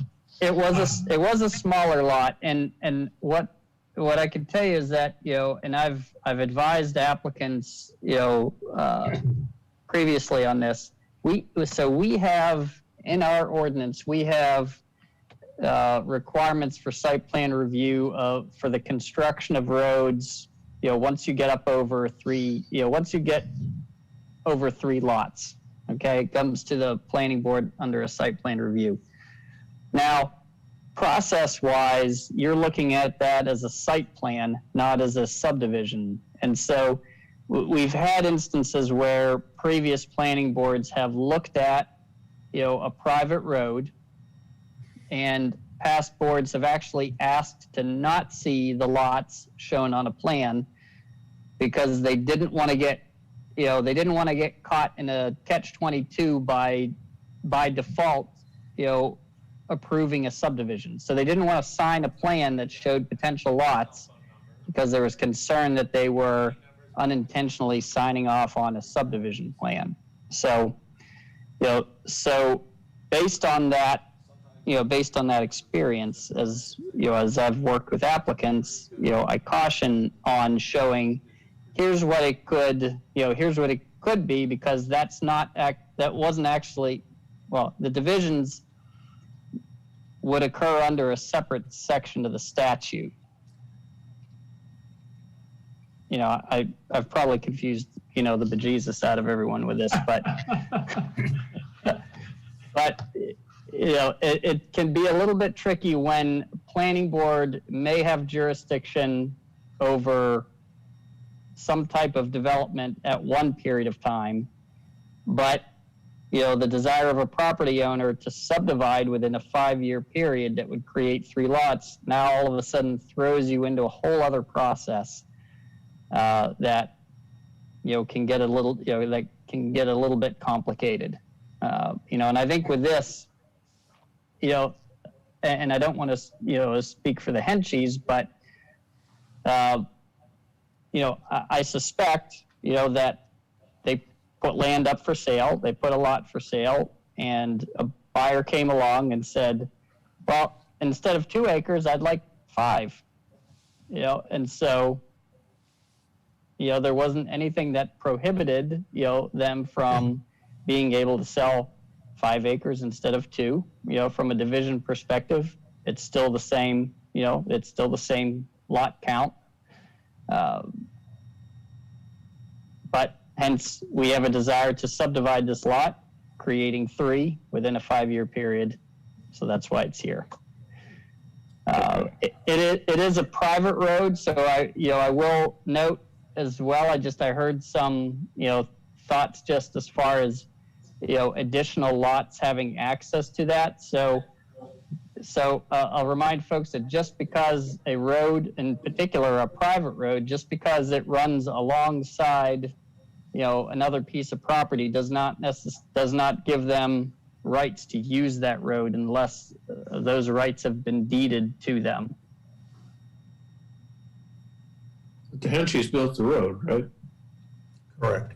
Correct. So lot 1, I mean, the big lot owns access to that road. That's right. They own the fee interest to that road. Obviously, they retain the rights to use it because they still own the land. Someone owns the property, whether it's the Henchies or another owner. And the deed. They then deed right of way to someone else? Well, so for example, the lot to the south of, so the lots that you're seeing, you have the road here, okay? So this particular lot here and this particular lot here, even though they abut this private road here, unless they're deeded rights to use that road, don't have the right to use that road. But could someone deed them the rights? Yes. And in fact, if you give me read $1, the I'll deed, give you a deed. if you read the St. Ange deed, the covenants do make provision for additional use of the private road, and then creating an agreement to maintain the road and apportion costs. So, right. So there is in the deed acknowledgement that may well become used by more than just the Henchies and the St. Andrews.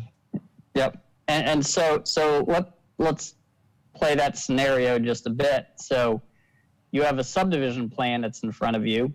Arguably, should any additional lots, should there be, a desire to grant, access and use to additional lots off of that right of way, you have a modification of your previously approved subdivision, that ultimately comes back to the board for review. In 5 years or 10 years? It actually doesn't matter, in that sense, once you go through subdivision review, then any modification to that subdivision, winds up going back to a planning board. So, we have, not to bring up other applications, but, you know, you have old applications that, you know, old subdivisions from the 80s, you know, that are coming back before the board, you know, because it's a modification of that previously approved plan. So they still have to come back to, you know, the board that approved it at the time. Okay, but what happens when you have, suppose you approve septic systems in these 2 lots, and the Henshies decide to create 3 more lots along this road and so forth, and you now have a subdivision with 5 lots where it may be feasible to connect sewer systems. Can you then impose upon the 2 lots with septic systems fees for connecting to a sewer? I think that's one of the things that Mark is trying to get to. Yeah. You know, Yeah, no, it's a good question. It's a good question. You know, to answer your question though, can you impose on those other 2 lots, you know, fees to hook up? I don't think so. You know, primarily because you've got, it would be I suspect here this would be a private main. Now, you know, would these 2 lots, you know, potentially have the option to hook up to that private main at some point in time in the future? Sure. You know, I would think that would be, you know, that would certainly be prudent planning to, you know, to discuss that. And it would be prudent, you know, at that point, if sewer was proposed, you know, at that point, I think it would be a discussion, you know, to talk about providing future hookups to, you know, what we see here, lots 2 and lots 3. Can I offer a thought, Nina, on this? I'm not clear how the planning board has the authority to require connection to public sewer. If there is such an authority, it'd be good for me to know that. But assuming you did have that authority, then when Mr. Henshey comes and he wants to create 3 more lots, and you say, well, now this is a 6-lot subdivision, because it has to come back, it is still the original subdivision, and you say it needs to be on public sewer. And all of the lots need to be on public sewer, or we're not going to allow this subdivision to exist. And then the finances need to be worked out. And if it's not economically viable, then it won't happen. But again, I think the question goes back into how does the planning board have the authority to demand that these lots, which right now we know would be individually authorized to go on septic, how do we require them to connect, even though it's a substantial financial burden? I think it goes the other way. We don't require them to connect, but we deny them the right to build a septic. The new people, yes, the proposed new lots, that's right. Yeah, we do have only the new lots would be on the septic, would be on the public. Our subdivision regulations mention specifically public water and public sewer. Yeah. As goals that what we do is to deviate from them. If you recall the one on the one across from Goose Fair, there was a big development up the hill, and they originally came in with desire to have it on sewer. On private. And as a result of our discussions, they decided to not try to do it that way. So they hooked up to one or the other. I've forgotten now which. Well, at the beginning of this application, you said there's 2 waivers we need to grant, and that's to not connect to public sewer and public water. We have to waive that. We have to approve deviation from our regulations. So the way we could manage this, a little heavy-handed, but we could deny that waiver, even though we've historically granted it in situations where it would be financially burdensome and not demonstrably environmentally damaging. So if we decided to do that here today, we would say, well, you know, someday there may be more lots, so we're not going to let you hook up to a septic. I would have a hard time justifying that. No, but what Mark is asking for is that he's saying, you know, you could grant the waiver with the caveat that if so many more lots were created, then all would hook up to sewer, and the 2 lots that you're allowing on septic now would have to contribute to that. I think that's what he's asking for. Do we have the authority to do that when we grant a waiver? I think, Tom, the development you were thinking of was the Mills Road development. Yeah. Yeah. And they wanted both private sewer, private septic, and private water, and we said hook up to the sewer. And they hooked up to the sewer and kept private wells. Right, right. So the question is, do we have the authority to grant a waiver saying that if more than 4 lots are created in the future or something like that, then it will be hooked to sewer as per subdivision regulations, and all will contribute to it. That will probably be detrimental to dividing into any more lots, but well, it would be detrimental to doing this division, because I'm sure the Henchies wouldn't want to sign off on that. Right. Well, but the Hunchies don't get to sign off on this. Well, you can't. This is for the subdivision we're talking about. Yeah. Right. And we're okay with it because the Henchies have said we're okay with it. If we had asked for the common land, the Henchies would have said no, thank you, and this 2-lot subdivision would have failed. Yeah. If we say, the Hunchies don't want anything to do with this. Exactly. Correct. So we're not going to find a way to put a waiver on this that says in the future, if another lot comes in, then the Henchies have to connect to public sewer. Well, we're not saying the Henchies have to do it. They could sell out to a developer who could put in, 2 or more lots. The question is, what are you doing to the people who are trying to build right now?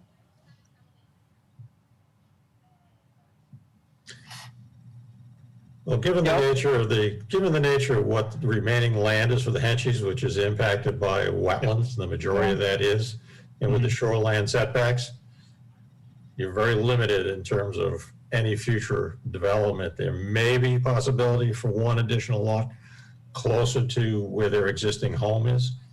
But other than that, given the nature of what the requirements are, unless all of a sudden shoreline zoning goes in the opposite direction and is restricted, the restrictions are reduced. It's very limited that you're going to see any significant development being able to occur out there.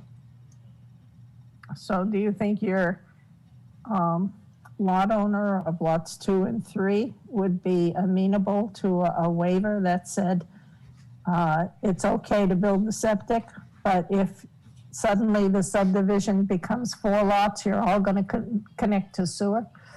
I think that would be still a hardship. Yeah. So one thing to just point out, in your subdivision regs, when you talk about waivers, for sewer, it's, the operable number that you're dealing with there is if it's within 1,000 feet of sewer. That's really whenever you get into, a waiver, a waiver discussion, so, the length of the road in terms of dealing with these 2 particular lots, you're well beyond, you're certainly well beyond 1,000 feet of sewer, just given the length of the road that you have there. The last, I believe there's likely a sewer stub, although I'd have to confirm with Public Works, for the last lots before the road makes that turn. Then why are we even considering a waiver if we don't need to grant one? It depends kind of how you look at where the end of, so where is the subdivision? If is the Henchie land within 1,000 feet of sewer, then yes. But, St. Ange is well beyond 1,000 feet of sewer, because you've got to travel the whole length of the road. Here, let me, sometimes a visual helps. So I'm gonna just do a screen share here of the GIS. So I understand that, but if we didn't grant a waiver to connect to sewer, the burden, the financial burden would be completely on lots 2 and 3. That's correct, yes, for this particular application. So what you're looking at here, so up in this corner are the proposed lots. And so, what you have down here is the last piece of, gravity sewer. Now, from the records that I have, this lot here is on public sewer. I suspect this lot here is on public sewer. I'd have to check to see with Public Works if there's a stub for this piece up here. But, arguably you're dealing with less than 1,000 feet from, the end of this, if this is the end of the main, up to here. But if we're adding all that together, we're well over 1,000 by the time you get back to St. Ange.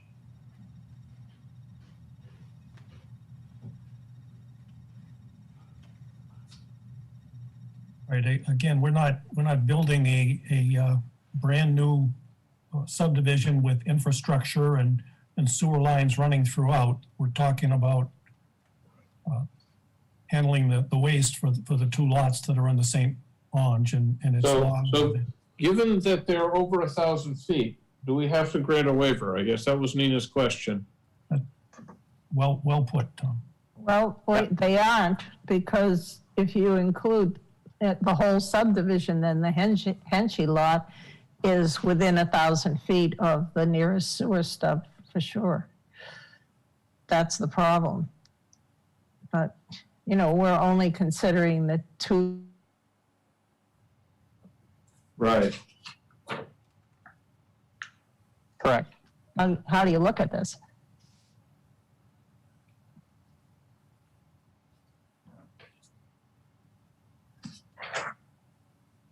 I mean, I think if you're being prudent here, you're looking at it, from, you look at it from a more conservative perspective. I don't think there's anything wrong with that.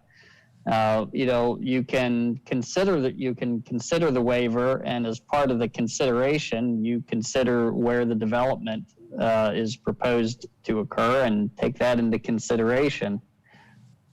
You can, it doesn't mean that you don't, that you can't consider the waiver request.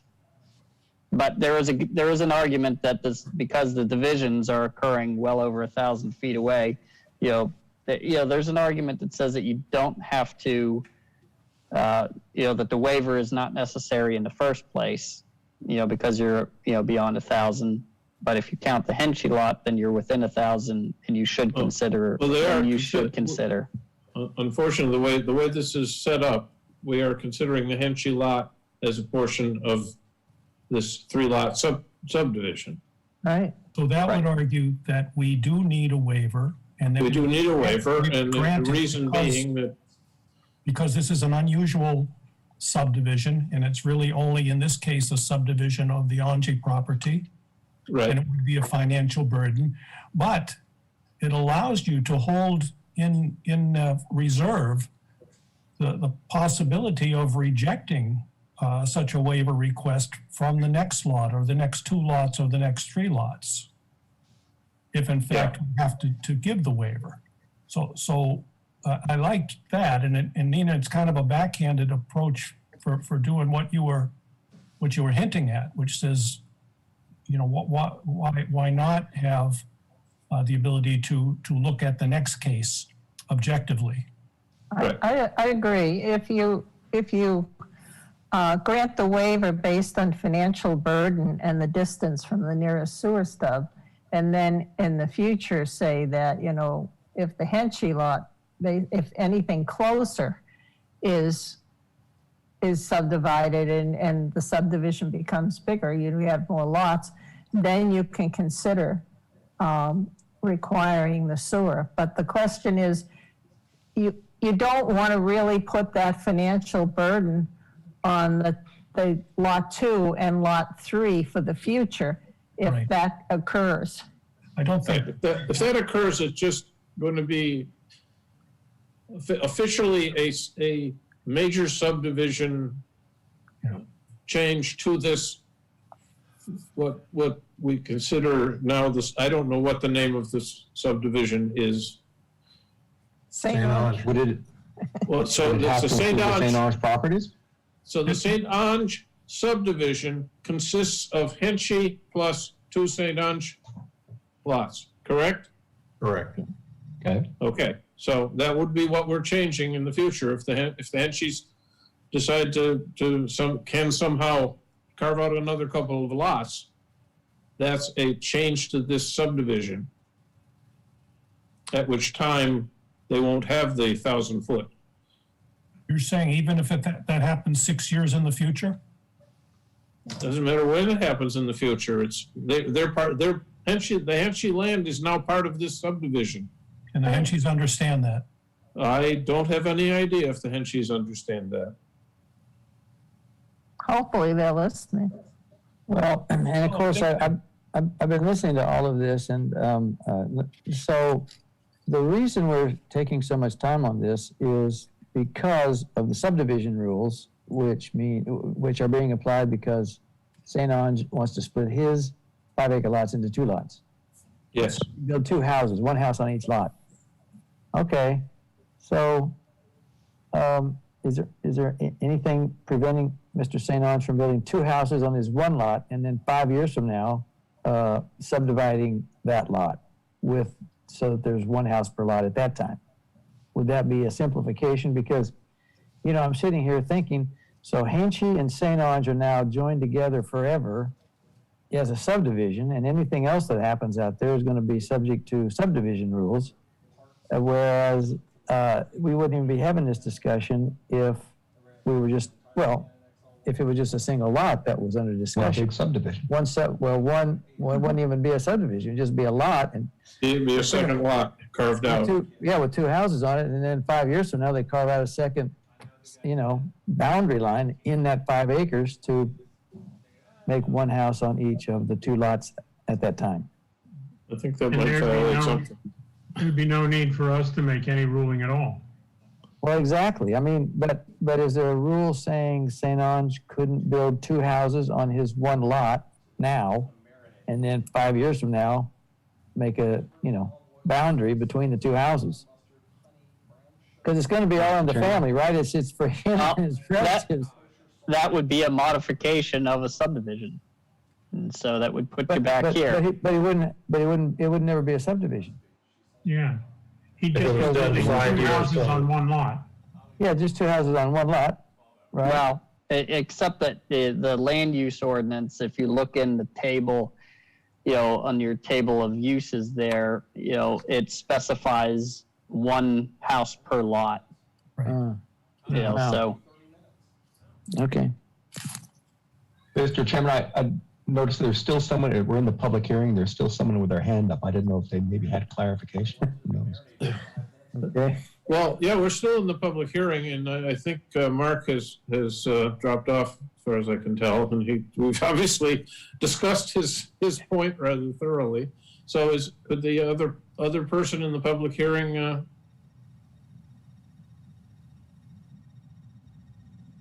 with the raised hand? Mark is back too. Oh, okay. Yeah, I noticed he was gone, so yeah, that's fine.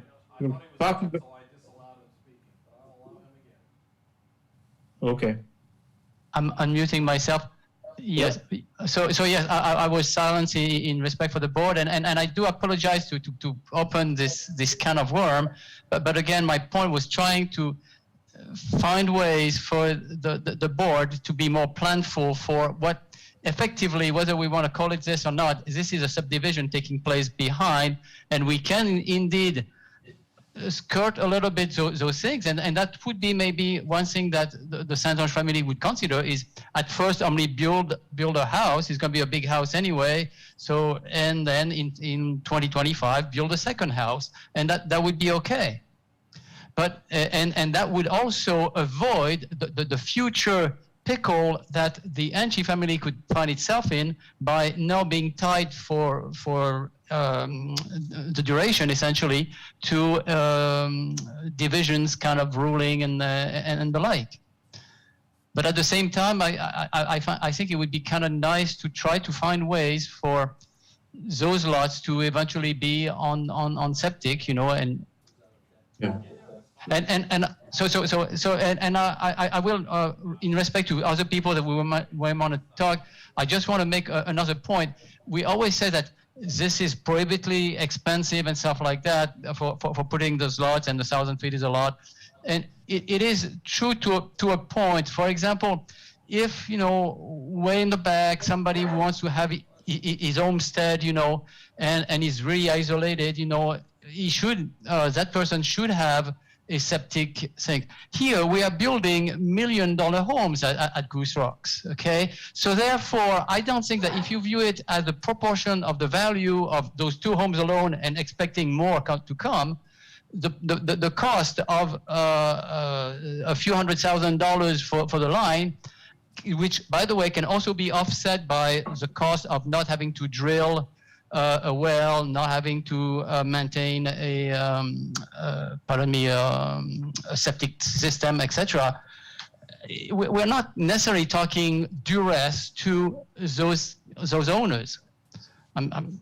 So that is an argument that I think sometimes is not maybe heard enough. And with this said, I think I will know, unless you have questions for me, again, step back and allow other participants. Thank you for your participation, sir. Mr. Chair, if I could just add one thing, to the listener of the dialogue, and I may not have spoken in full detail. This road was really designed to serve a maximum of 3 potential lots. Because when the analysis for the property was done and based on zoning and soil suitability, there really was only a potential of possibly 3 lots being built on this. When we came in, as Werner said, with the private road, it was really for the stream crossing, and we had to justify why we were doing it. And the Henchies were just going to use the family subdivision rule because they will look, this was an investment. If the parents left it to the 3 siblings. And so, you know, the intent was to be able to sell a lot every 5 years. Nate came along and asked to buy more land than the one Somebody's talking parallel to you here. Mark, could you mute? Yeah, I think we're good now. Okay. So essentially, you know, what they were looking at doing was utilizing the family subdivision and just spinning off 1 lot at a time. Nate came along and bought the 5. When we did, and our office did the overall site analysis on the property itself with the wetlands evaluation, soil suitability. And at the time we came before the planning board for the private access way / stream crossing, we indicated we didn't know when a future lot may be coming forward, but we showed there was 1 lot that they were going to sell. But we did indicate, because the questions were asked at the time, what sort of development can occur out here. And at that point, we indicated that a potential of 3 total lots would probably be accessible from this roadway, given the nature of, as I said, the wetlands and the shoreline zoning restrictions and setbacks, and then the soil suitability for subsurface waste. So it's not like, as Mark had indicated, seeing this as a 5 or 7 lot subdivision, the land isn't suitable to expand it to that. We couldn't achieve that because of the setback requirements, and as well as the soil suitability. So I need to bring that to the attention of the board. This land, while it's 20 some odd acres left over, it's not 20 some odd acres of developable land. And there are some upland pockets in the far back up near Binnacle Hill, but you couldn't get to it because you'd have to fill a lot of wetland to try to even create a road out there. And not even sure there's soil suitability in the back 40, if you will, to support subsurface waste. So really it was looked at as potential for 3 developable lots. Okay. So, My question on this, that still had come up throughout all that discussion, is that we're basically creating a subdivision of all 3 properties. And it's going to basically put a burden or some stipulations on all of the property owners in that subdivision, including the Henchies. Right now, I don't have any Henchie participation, or I don't have any proxy that I've seen that says the Henchies are okay with that, with knowing that if they do want to create another lot in the future, it's going to be treated as a major change to an existing subdivision, and they'll have to deal with that. I'd either like to see that proxy, or I'd like to have town council weigh in to say that we're okay with levying that constraint on that property, because it is on the entire subdivision, even if we call it the St. Ange subdivision.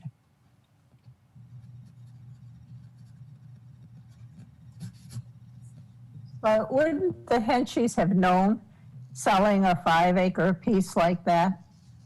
And from what Bob said, known that there'd probably be 3 pieces of property there. And, there's an understanding, there's a subdivision rule, and they would know of the subdivision rule.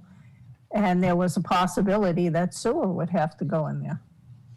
If that's the case, then they should be willing to give their proxy to Bob and say that they don't have any problem with this becoming a subdivision.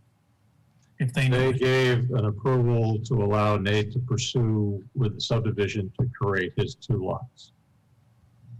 Yeah, but did they know that they're part of the subdivision? And that they would be the 3rd lot. And I'll get better clarification for you just to make sure everybody's happy with that.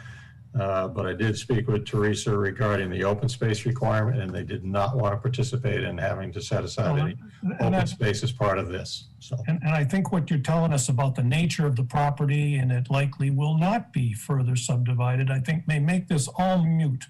But I just think it's something that be good for us to get out in the open and deal with in a forthright manner.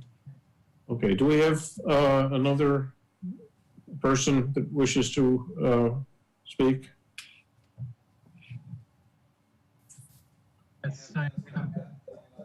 Okay. Mr. Calcutt, you're on the air.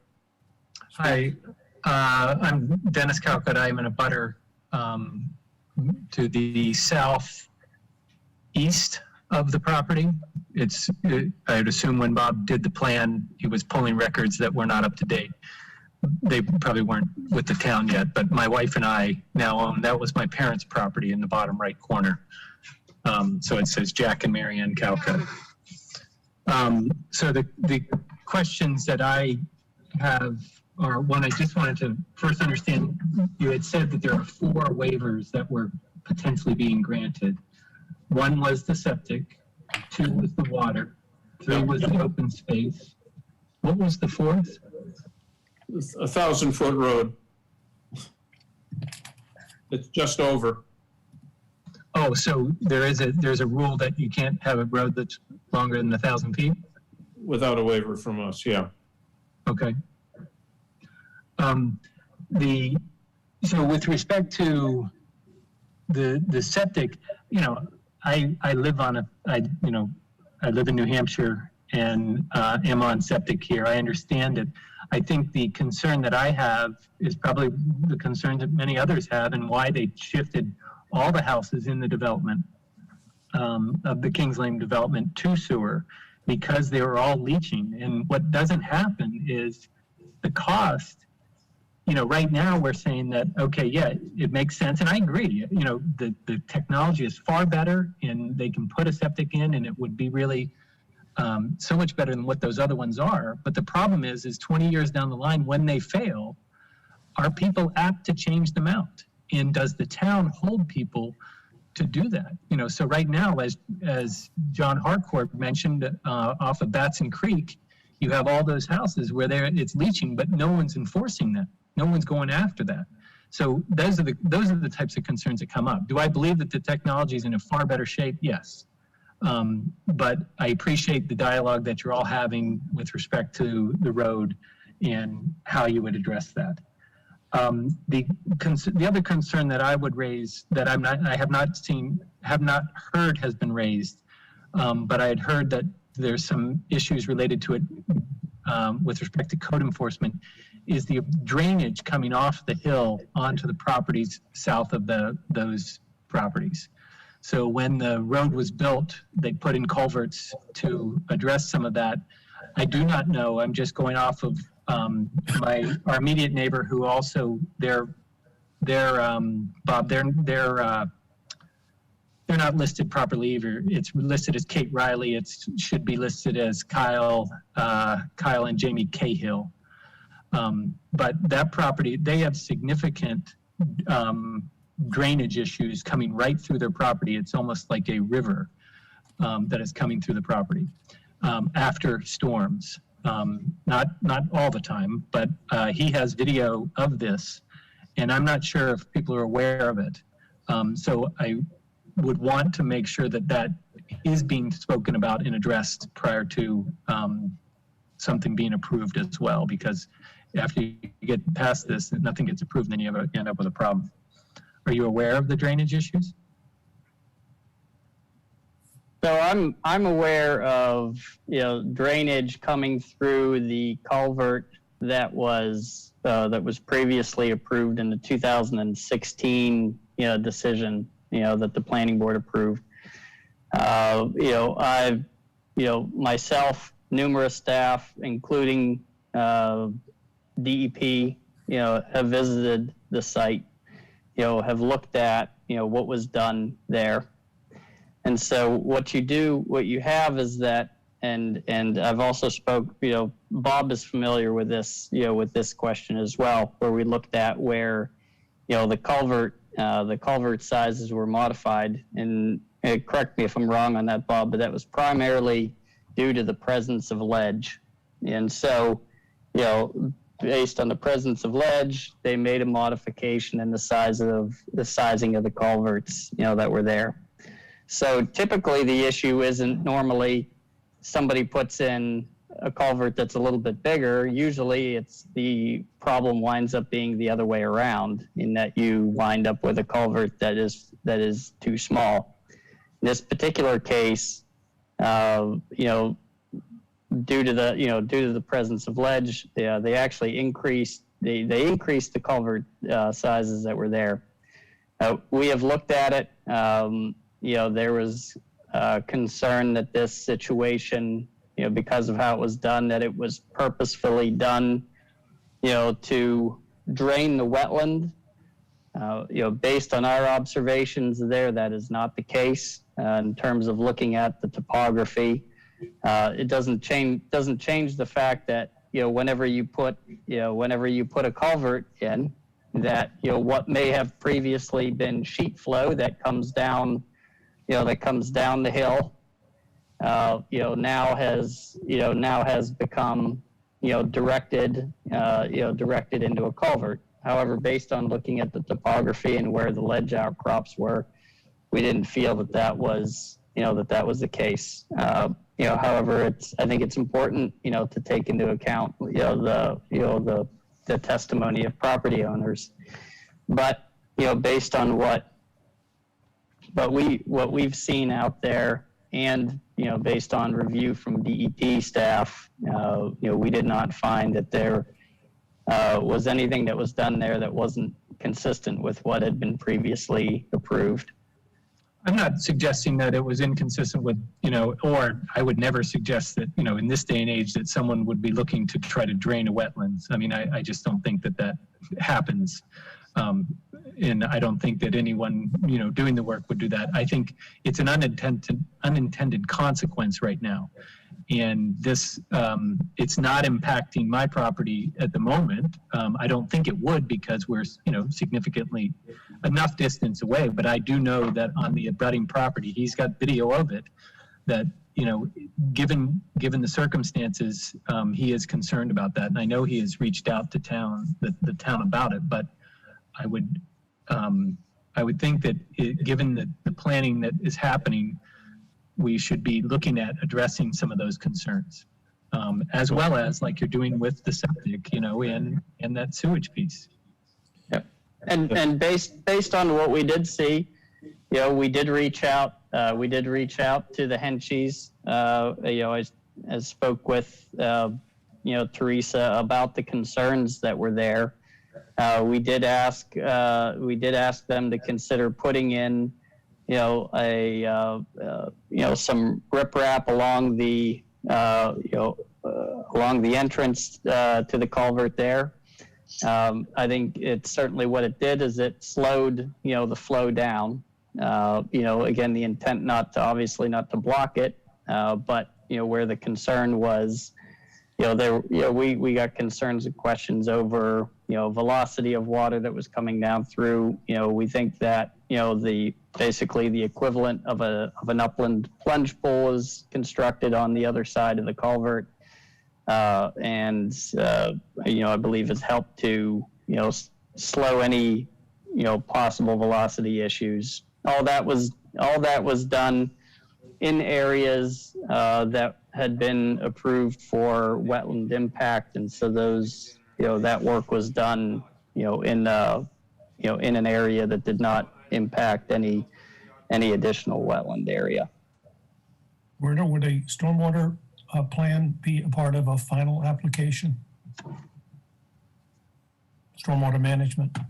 So from a subdivision perspective, you would, if you were looking at a raw piece of land where you weren't dealing with a pre-existing road, then yes, you would normally be looking at a stormwater plan, that would go into an analysis of dealing with the stormwater from impervious surfaces primarily associated with the road.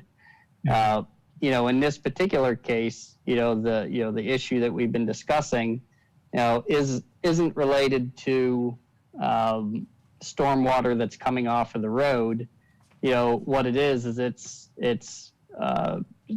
groundwater, it's wetland, it's rainwater that's coming from that large wetland, that's shown on the plan, that's just passing, it's passing through, the culvert, Which is a stream coming out of the wetland, which necessitated the stream crossing permit.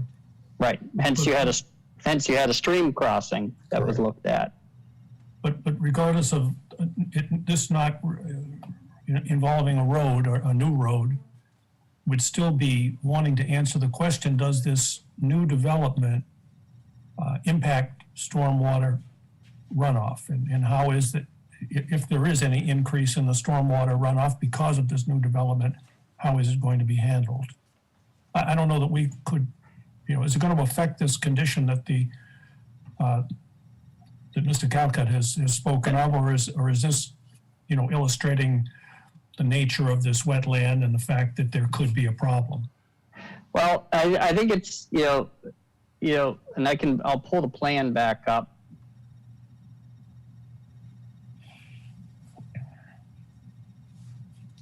And I did just have one minor question, if I could just ask it of Bob. Yeah, please. Bob, you had said that what is the estimated cost for laying a sewer and septic line? Sewer line would probably be somewhere in the vicinity of $475,000. And that's just a rough guess based on $375 per linear foot. Okay, thanks. So we're looking at the plan here. What we have is, here are the lots, lots 3 and lots 2. The wetland that we're referring to in this crossing is right here. And so ultimately, the construction of a house on these 2 lots here, and based, you can see how the topography works here. This crossing, doesn't have anything to do with, development that's occurring down at this end of the subdivision. The question, Ed's question was, do we need, as part of the final, this is the preliminary, as part of the final submission, to have a stormwater plan for those two lots? Well, the lots are, based on the size of the lots, I'm not sure what exactly you're calcing at that point. Unless you're trying to do a stormwater calc on the existing road itself. But you're not typically doing a stormwater analysis on a 3 acre, a 3 acre or 2 acre lot. Or a 5 acre piece, yeah. Right. But may I ask I a didn't know if that was question? part of the standard part of our expectations. There's it would consist of a professional opinion that says just what Werner just advised us, that due to the nature of this particular development, that the increase in stormwater runoff would it be of a certain nature, and a detailed technical plan isn't required. Yeah. So and I know Bob has some experience with this, but it's my understanding that when you're dealing with what's a planned development, so that's where you've got developer and builder are all the same, or all the same entity. So, think about this in terms of like a larger scale development. Then at that point, there are numbers that are typically associated with, individual lot development. But that's not typically the case when you're dealing with, something like this. You have a road that was, constructed by, one party, and then you have this individual lot that's sold to another party. Yeah. So anyway, I realize that the storm issue that's happening is relative to the stream crossing and has nothing to do with the St. Ange proposal here. So I guess if Bob could just make some nice statement in the final proposal that says that, we wouldn't do a detailed stormwater for the following reasons.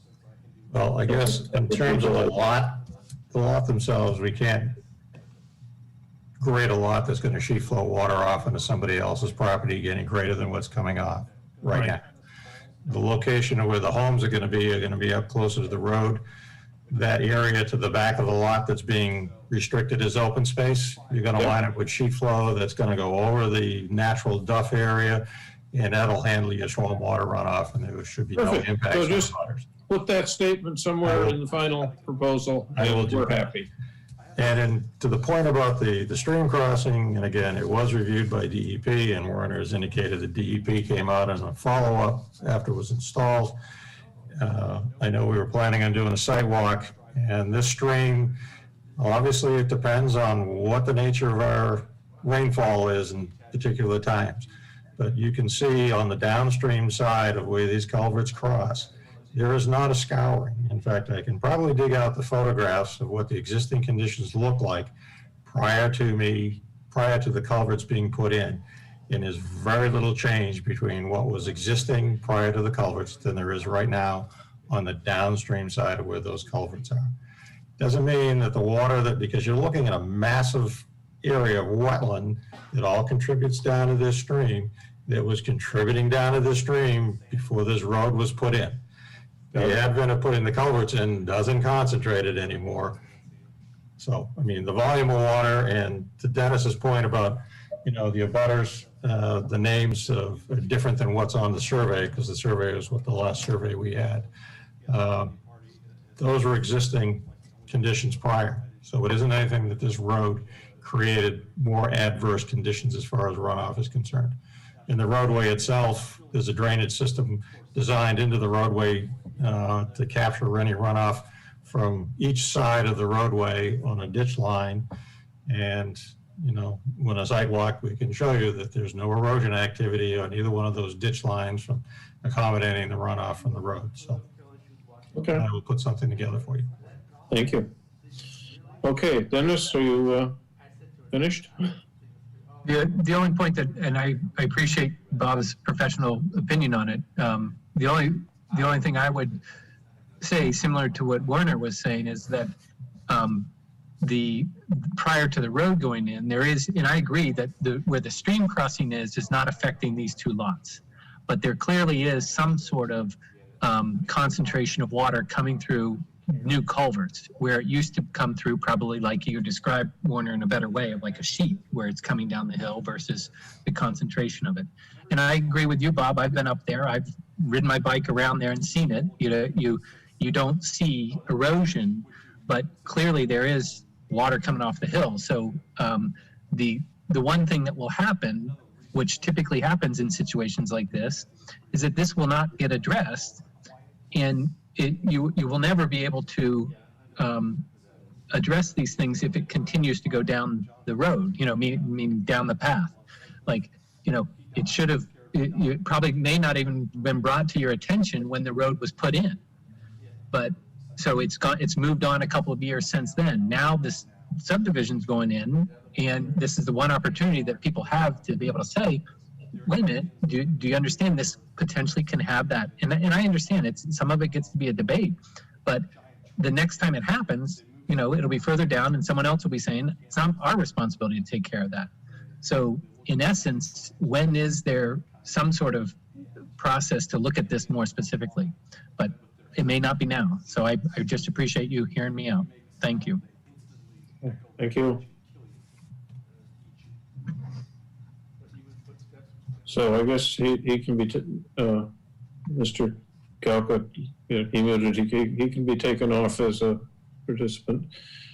So, Warner, you said something is being done about this with the Henshis, but. Right. So when we were made aware of it, we did reach out to the Henshis, and they at our request, we asked, if they would construct essentially what is a small riprap. I call it a plunge pool, but it's the opposite of it. It's a little bit of a stone berm that that doesn't it doesn't change anything in terms of the capacity of the culverts there, but merely what it does is it provides a little bit of retainage of that stormwater back into the wetland, and I guess it theoretically slows that flow down somewhat. So it's on the upside then. You got it. It's on the upside of it. Yep. And again, I need to point out the water coming through there is not runoff from development. It is the runoff that went from the wetland into the stream, and the culverts just continue to convey that flow across under the road. So there's no contributory impact from the roadway adding discharge into that location. Yeah. And I think, I think what I heard there was a little bit of a discussion here about a site walk, and I think, to that end, whether we have one that's scheduled or whether board members, take a ride up there individually, we can talk about, what the desire is, but, we can certainly schedule, we can do a site walk or whatever the board, would like to do. I think a site walk it would be good if we can do it in between, if we're, if we approve the preliminary, if we can do it before we see the final. Sure. Yep. Yeah, you could do that. You could do it in between. Yeah, you could do it in between the prelim and the final. Yeah. So you have to coordinate some times with Lisa and with adequate notice, so that we can notice it as a meeting. Yep. Okay. So I guess we have 4 waivers to discuss, so the first one being private water. So we can discuss, kind of all 4 of them and then just vote once maybe, or should we vote individually? I'm okay with grouping.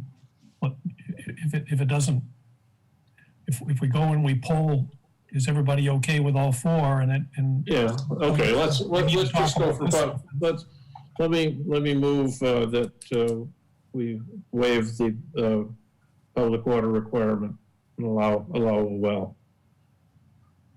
So, That's allowing 2 wells, right? yes, One- allowing wells for each property. One on each property, okay. I'll second that. Okay.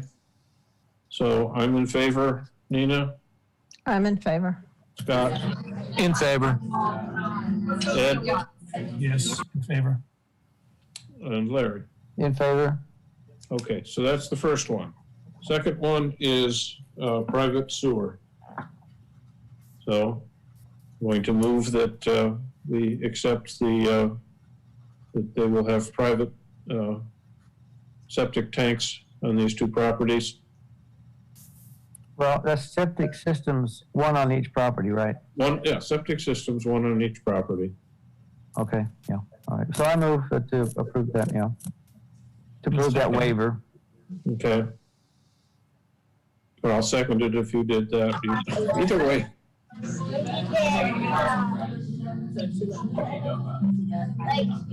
Okay. So anyway, I'm in favor. Nina?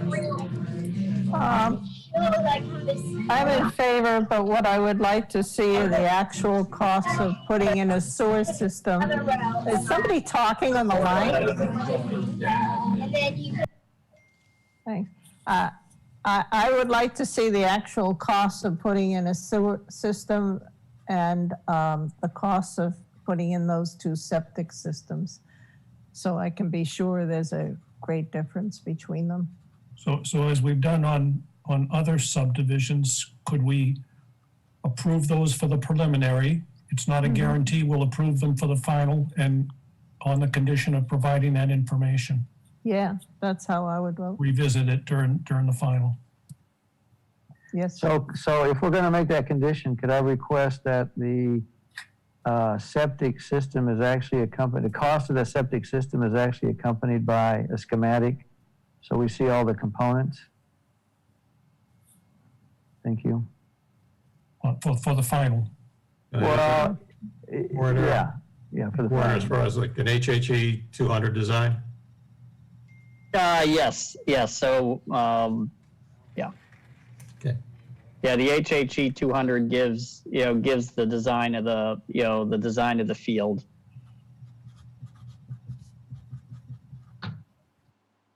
Okay. So are we at the approval stage, or what stage are we on this? Tom, I heard you second it, Larry. No, you proposed it, and then the chairman seconded it. Yes, I proposed it, and Tom seconded. but Tom is muted. Tom is muted. Okay. There you go. I'm sorry. Whatever, I second, yes. So anyway, I'm in favor. Nina? I'm in favor. Okay, Scott? In favor. Okay. And Ed? In favor? Larry? In favor. Okay, number 3, and somebody's going to have to help me with the wording of it, but it's that the open space, that what they've done for open space is adequate for us, or something like that, whatever. I don't know what's a good wording. I think that the open space subdivision requirement applies only to the 2 new lots. Right, and they're happy with it, and it meets it, right. Okay. Good. And so I have a motion. I move that we I'll second approve that that. waiver. Second. Ed seconds it. Okay, so I'm in favor. Nina? In favor. Scott? Favor. Ed? In favor? Larry? In favor. And the number 4 was the length of the road, right? Yep. Yes. Okay, that it's greater than 1,000, so we're approving that waiver. I move we approve that too. So before we do that, so do we have to get the fire department to say that's okay? Because isn't this a Thought he had already at least once. We got that already? Okay, all I right. think he approved it the last time. Oh, I approved it last time. In 2017, or Ah, Yeah, okay. Werner, if you put this out through your usual grapevine of, Sure. Yep. Any comments from the fire chief?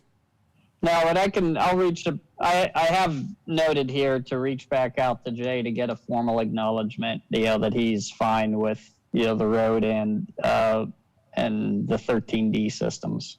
Okay. That'd be great, thank you. So we will, again, we have a waiver of the 1,000-foot requirement on the road. And, again, all of these waivers are for the preliminary, that they will be re-granted for the final. Yeah. So, I'll second the waiver for the 1,000-foot road. okay. So, I'm in favor. Nina? In favor. Scott? In favor. Ed? In favor? Larry? In favor. Okay. All right, so now we just have to approve the preliminary plan, and once we do that, John, I'm going to need you to help me write a letter that approves the plan. So hopefully you've taken enough notes and combined with mine. So And you'll capture this legal concern that I have, that we get that resolved either by the Henchies or some other way, in terms of them being okay with. Oh, sure, yeah. Yeah.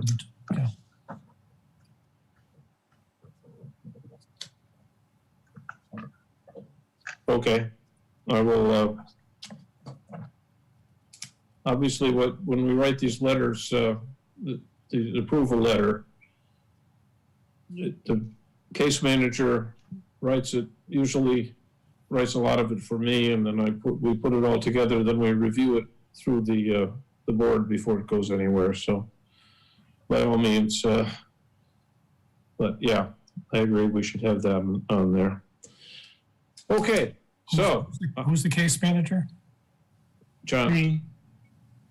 So if nothing else, you'll have the preliminary that we did for Ivy a few weeks back. Good. I need it. Yeah, I certainly needed it. Tom gave me something, so. Yeah, I'll forward the Ivy to you. Thank you. All righty, so, well, I move at this point, I move we approve the preliminary plan. Second. Okay, so I'm in favor. Nina? In favor. Scott? Ed? In favor. Larry? In favor. Okay, John, why don't you say yes, and for Yes. some reason Scott I'm in didn't. Okay. Good. I say in favor too. Coercing is voting. All right.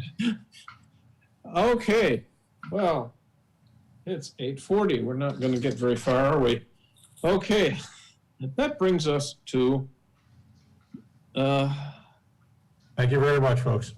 Okay. Thank you.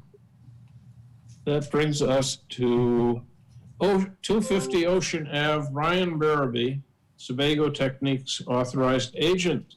So if we have Mr. Doe and maybe Mr. Barabee coming forward. Tom, can I ask, I know we said we wouldn't start any new business after 9, but we should still be able to read the findings, right, for items 4 Sure. and 5? Yeah, absolutely. Yeah. That's not new Okay. business. Yeah. Very good. Okay. Thank you for having us. How you doing, Yep. gentlemen and ladies? Always a pleasure, Steve. Yes. How I know many you've been a long ladies? evening. I did say lady. Ladies. Lady. There are also attendees who are not speaking at the moment. Thank you. Saved. So I guess we're here for a public hearing. At the last meeting, I don't believe there was anything requested of us, so I didn't submit anything. So I guess, if the board has any questions, I can answer those, or I can, explain the project for people that maybe here for the public hearing. Let's do a quick explanation. Okay. So I could, if you want, I can share the screen or just do a brief description verbally, however you want to. Go ahead, whatever. Okay. Share the screen, it's fine. All right.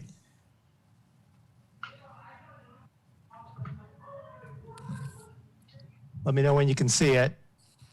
Yep. There it is. All right, so I'm just going to scroll through to this drawing, I think is the best one to see.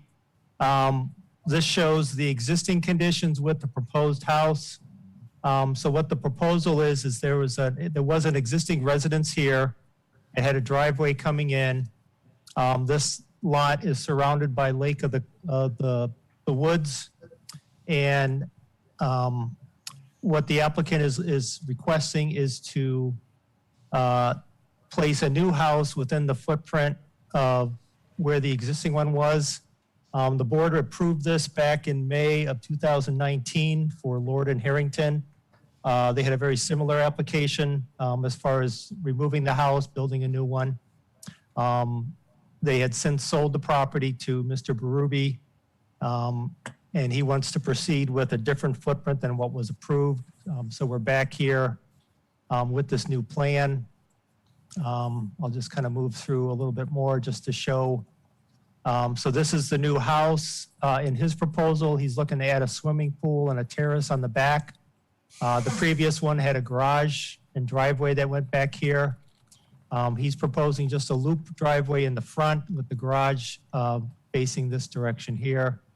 The front is very similar to what was part of the original proposal as far as filling and a patio area there. We'll be proposing a new septic system, which will be located here, which is approximately where the existing septic is, which was undersized based on today's standards. And it's going to be served by a public or private well, which is located over here, and that's an existing well. So that's all I really need to add. Be happy to answer any questions or clarify any more if needed. Okay. There were a bunch of there were conditions that that Lord Harrington had on this this finding of facts the last time. Are those same conditions going to still be expected? I would expect so, unless the board thinks otherwise, but I think they were reasonable and would be applicable to this project as well. Okay. I guess I'll just ask the bird-friendly question right off.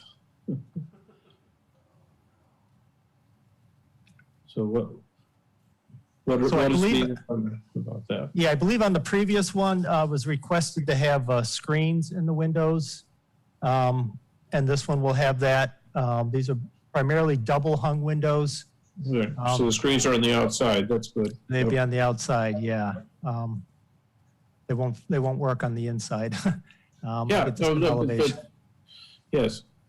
Well, Yeah, so They're not casements. That's the. they're not casements. I think the only place, the majority of them are all double hung. I think in the back, there was just these windows here, but everything else is double hung or a smaller window, which would have a screen. And I believe the other project had similar, if not more windows like the one you see in the middle here. Well, you have those windows and they're in the back. Is that facing the lake?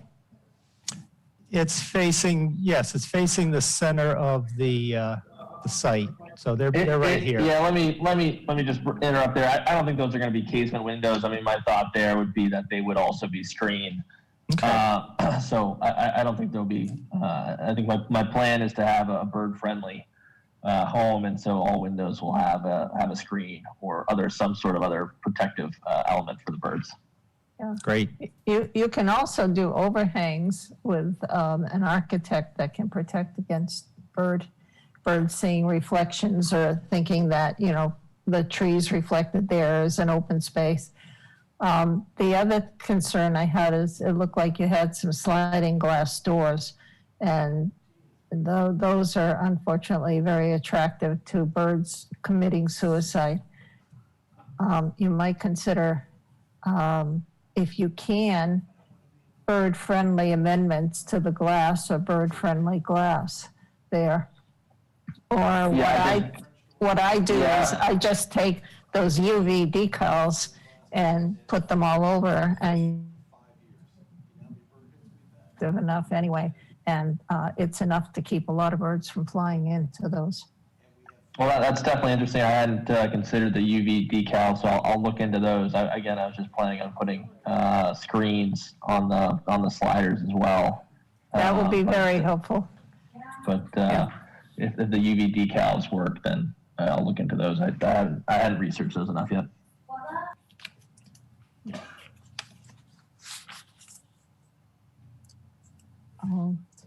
The other concern we had was no use of pesticides on the lawns or chemicals that would flow, that could run off high nitrogen or phosphorus, especially the fast nitrogen or the fast phosphorus, more like organic, slow release chemicals if you put any fertilizer on there. Yeah, I agree with that as well. And I for my own children's safety, I tend not to use harsh chemicals and prefer the green lawn care specialists. Yeah. There is a question I have, and I've asked it of another application, and Werner knows about this. We've just listened to a presentation on groundwater rising, and I guess I would want to know on the septic system, how far below the groundwater table is that, what's the difference between that and the trench base and the septic system?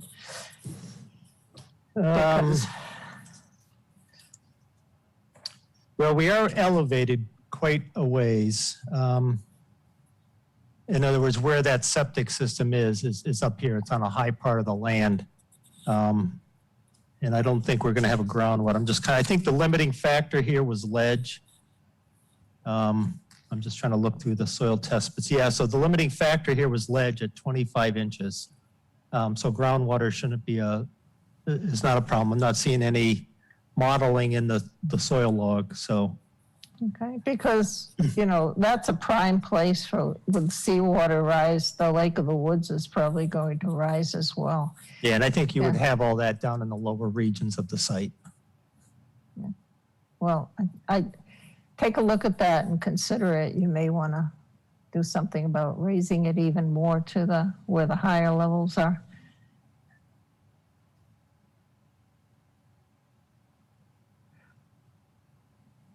We're not talking now, we're talking 10, 20 years from now, maybe 30, 40 years from now.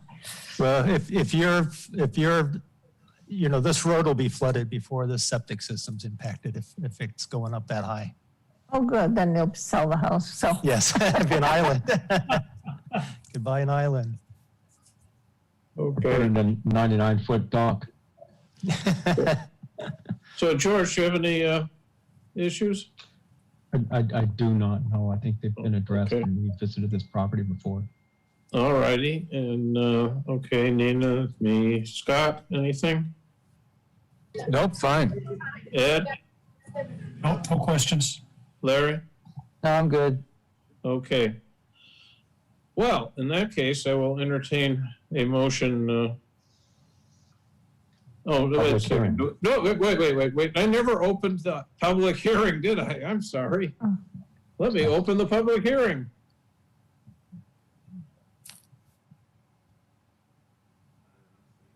Anybody raising hands?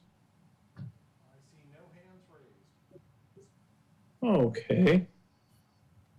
I guess, Steve, you can bring down your chart.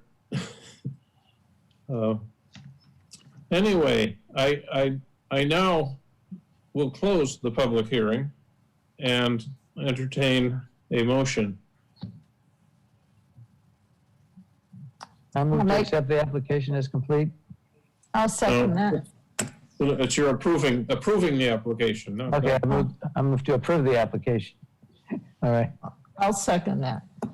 Okay, so we'll go through the people again. I'm in favor. Nina? In favor? Scott? Approve. Ed? In favor? Larry? In favor. Okay, so George, the main thing is to review the last finding of facts when you put together the new finding of facts, plus anything else we've heard. Look at the percentages. Yeah. So I think Happy to. we're My in good pleasure. shape then. So we will have a reading of the finding of facts next time. Yes. Now, it is now 8:52. By the time we read two findings of facts, I'm afraid we are not going to get to items 7 or 8. So I really apologize, Mr. Walsh, if you're hanging out there waiting, and Scott Anderson Esquire, but we're not going to manage to get to the items 7 and 8 on our proposal. So the next item is the Ivy subdivision reading of finding of facts. Ed, roll. Well, before that, I think we had an issue with a former survey, wetland survey on that, and I just wanted to make a comment. Okay. I've gone through that. Werner provided it. He provided basically comments, a survey and comments from 2 other people as well. And I just wanted to point out on the Ivy subdivision that as far as I can tell, they didn't provide maps. And the other vernal pools they were talking about, the other significant one is down in another lot that was made with the earlier subdivision. So I don't think it's relevant.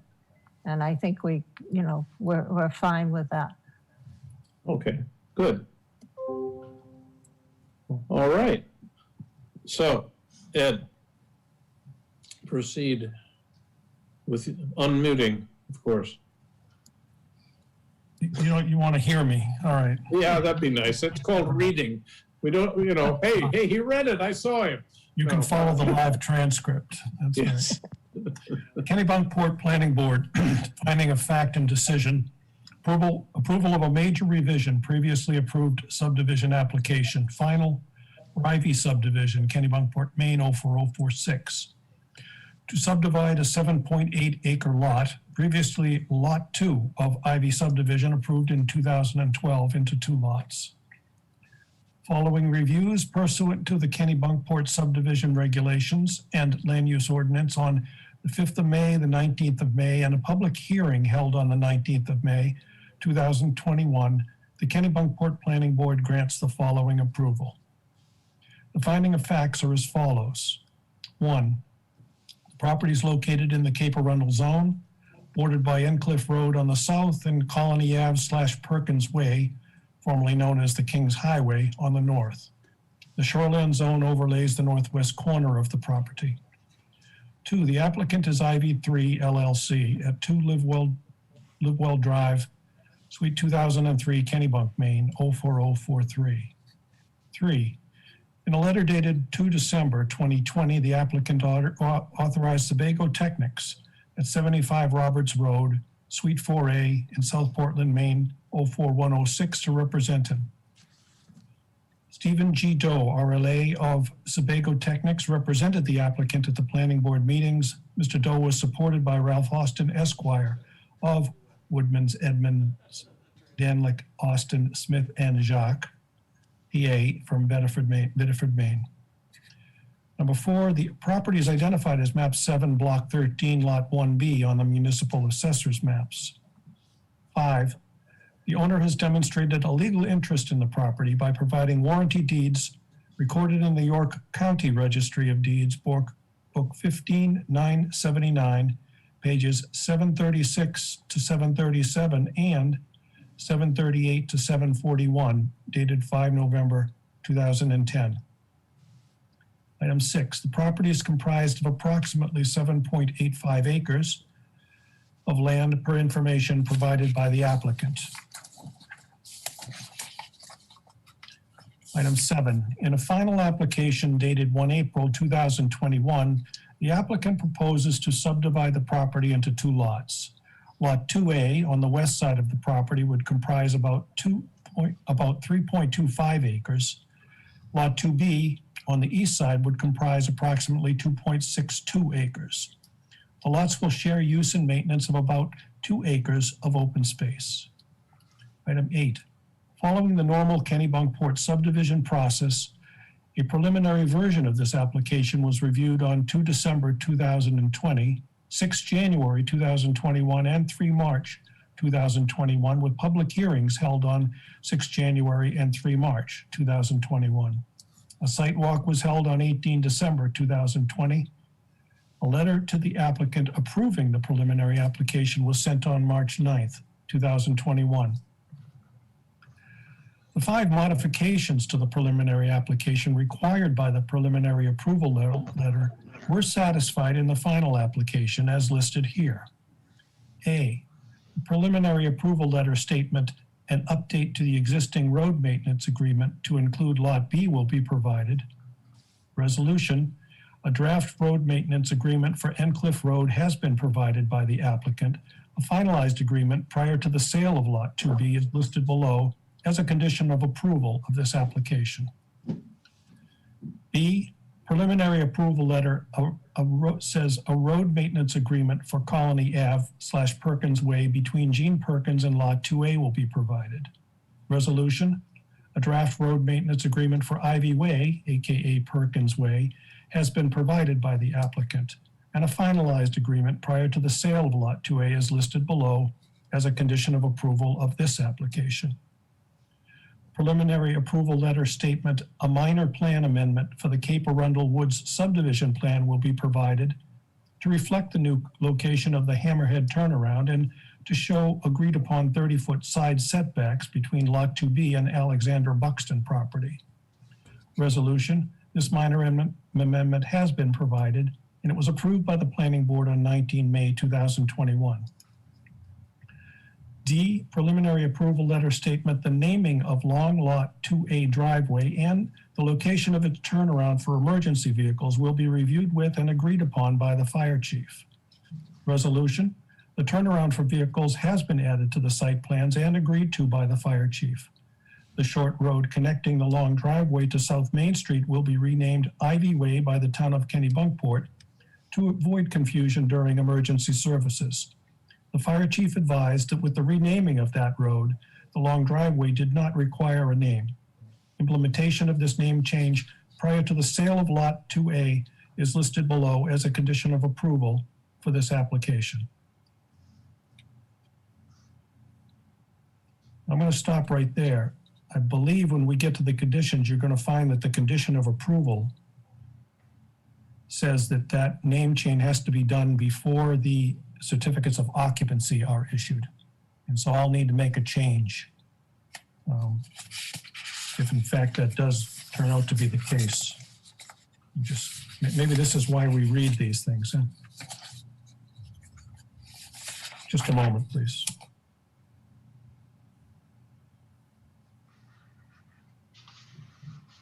Yes, that's what the condition says, is that condition of approval needs to be satisfied before certificates of occupancy are issued, not the sale. So I'll mark that up to say just that. Okay.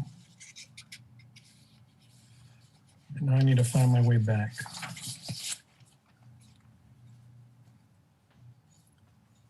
Prior to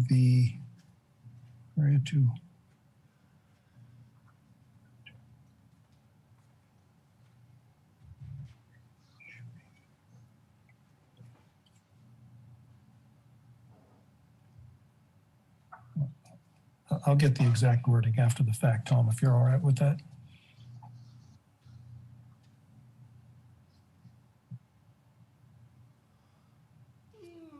So what, you're going to provide it again to yet again another copy to Lisa?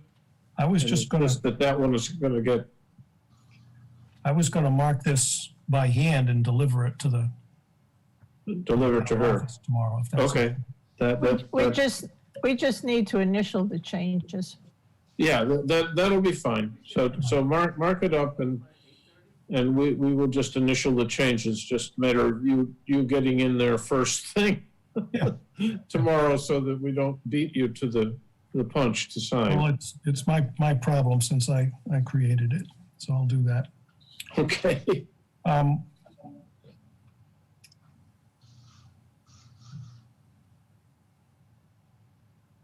Okay, so I'm gonna resume at item 10. The proposed subdivision meets the requirements for preservation of open space. The total open space provided is approximately 86,153 square feet, which exceeds the required 51,292 square feet, 15% minimum. 21,474 square feet of this open land is upland, which exceeds the required 17,097 square feet, or 33% minimum. Item 11, the applicant proposes to deviate from the subdivision regulations in the following ways, and the board agrees to these deviations. A, Article 12(2)(b)(2)(h), maximum dead-end road length of 1,000 feet. A hammerhead turnaround is proposed at the end of Endcliff Road, utilizing its intersection with the Central Avenue right-of-way, a distance of approximately 1,200 feet from the terminus at Ocean Ave. This configuration was reviewed and accepted by the Kennebunkport Fire Chief, letter from Chief Everett to Stephen Doe, 9 June 2020. B, Article 12(2)(b)(2)(g), roadway center line aligned with the right-of-way center line. While the existing undeveloped roadbed is generally located in the center of the right-of-way, some realignment has been allowed. These limited changes are documented in the site plan and will help minimize disturbance to the extensive ledge outcrops and trees due to the required roadbed widening. C, Article 12(2)(b)(2)(j), sidewalks. The requirement for sidewalks is waived. This is consistent with all of the development in the area. D, Article 12(2)(b)(2)(k), curbing. The requirement for curbing is waived. This is consistent with all other development in the area. And E, Article 12(2)(b)(2)(f), street width. As documented in the site plan, Endcliff Road will be extended as a 14-foot paved road with 4-foot gravel shoulders, 22-foot total width, reduced to 18-foot total width in 2 designated sections. The 2 sections of reduced width were allowed to minimize significant impact to extensive ledge outcroppings, and these limited reductions have been agreed to by the fire chief, letter from Chief Everett to Steve Doe, dated 1 March 2021. Item 12, Lot 2A will be connected to the public water supply. Lot 2B will be on a private well. Both lots will be on public sewer and public underground electric, telephone, and cable. In a letter dated 4 June 2020, the Kennebunkport and Wells Water District stated that adequate domestic water supply is available from the district's 8-inch water main along South Main Street. In a letter dated 9 September 2020, the Kennebunkport Wastewater Department stated that there is capacity in the collection system and at the treatment plant to handle the flows from the 2 new house lots. Item 13, access to Lot 2A will be via a long driveway that connects the building site to a short road that is currently known as Colony Ave or Perkins Way. This short road follows the right-of-way formerly known as Kings Highway and connects to South Main as it becomes Arlington Avenue. Per the fire chief's request, letter from Chief Everett to Steve Doe, dated 9 June 2020, to avoid confusion during emergency services, that short road will be renamed Ivy Way. This name change has been agreed to and will be coordinated with the Town of Kennebunkport Public Works Department. 14, a road maintenance agreement for this short road, to be known as Ivy Way, has been prepared by the applicant to document cost sharing of its care by the 2 owners, Perkins and Ivy. that will use it. A finalized road maintenance agreement for Ivy Way prior to the sale of Lot 2A is listed below as a condition of approval for this application. Item 15, a road maintenance agreement has been prepared by the applicant to document cost sharing of the Endcliff Road care. A finalized road maintenance agreement for Endcliff Road prior to the sale of Lot 2B is listed below as a condition of approval for this application. 16, a significant vernal pool identified by the applicant is shown on the site plans along the northern edge of the property. As required by Maine DEP, a permit by rule for development in its vicinity was filed by the applicant on 31 March 2021. The site plans show that 24.9% of the area within a 250-foot radius of the pool will be disturbed by the project, just under the allowed 25%. Item 17, the preliminary version of this plan was peer-reviewed on behalf of the town by Acorn Engineering and appropriate modifications made as a result thereof. Most of Acorn's suggestions and comments were addressed in a supplemental submission provided on 12 May 2021. After Acorn's review of the supplemental submission, one further update to the stormwater management plan was provided on 25 May 2021 to add language clarifying that the lots were being sold to the public and that development of single-family residences on those lots will not necessarily be by Ivy. 18, at Acorn's suggestion, the applicant has agreed to reinforce the slope of the inlet to the existing 18-inch drainage culvert. 19, the applicant provided estimates of the project costs and evidence of adequate financial capability. Conclusion. The criteria of Title 30A, MRSA paragraph 4404, and the standards of the town's subdivision regulations have been met, subject to the conditions enumerated below. Decision in accordance with Articles 7, 8, and 9 of the Town of Kennebunkport subdivision regulations and Title 30A, MRSA paragraph 4404, the Planning Board grants approval of the applicant's final plan application. Conditions of approval. There's 6 of them. 1, this approval must be recorded with the Registry of Deeds within 90 days of approval, or it becomes null and void unless an extension is granted by the board in writing. 2, prior to any permits being issued or any lot being sold, the applicant will post a performance guarantee that complies with Article 13 of the Kennebunkport subdivision regulations and is satisfactory to the town manager. The amount of the guarantee will be based on actual bids for construction. Item 3, a name change to designate the short road currently called Colony Ave Perkins Way as Ivy Lane must be implemented to the satisfaction of the Town of Kennebunkport addressing officer, i.e. the fire chief, prior to issuing of any certificates of occupancy for Lot 2A. Item 4, a road maintenance agreement for Ivy Way must be agreed upon prior to the sale of Lot 2A. This condition shall be satisfied by providing a copy of said agreement signed by the property owners to the Kennebunkport Code Enforcement Office. Item 5, a road maintenance agreement for Endcliff Road must be agreed upon prior to the sale of Lot 2B.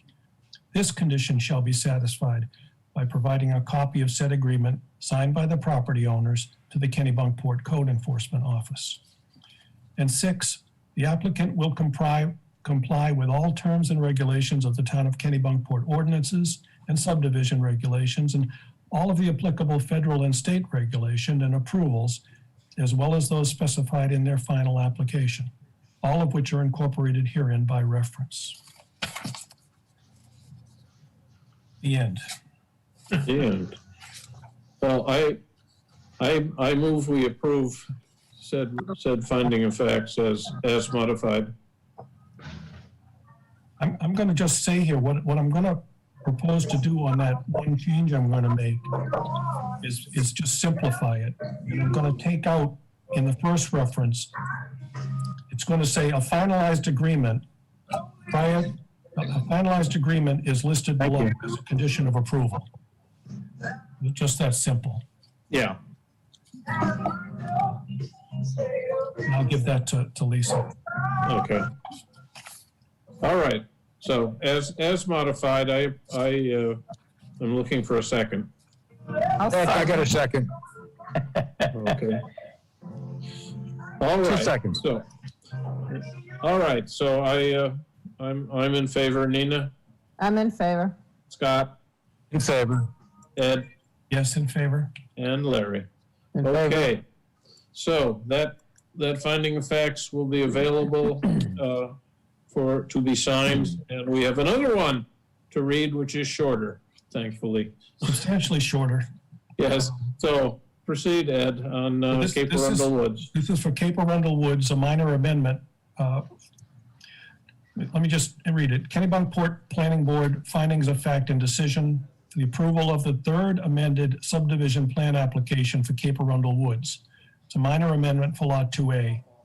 It's in Kennebunkport, Maine 04046. It's to remove a turnaround easement and increase the side yard setback. Following reviews pursuant to the Kennebunkport subdivision regulations and land use ordinance on the 5th of May, 2021 and 19th May, 2021, and a public hearing held on the 19th of May, 2021, the Kennebunkport Planning Board grants the following approval. The finding of facts are as follows. Number 1, the property is located in the Cape Arundel zone on Incliff Road. 2, the applicant is Alexandra Buxton at 2 Poets Lane, Kennebunkport, Maine 04046.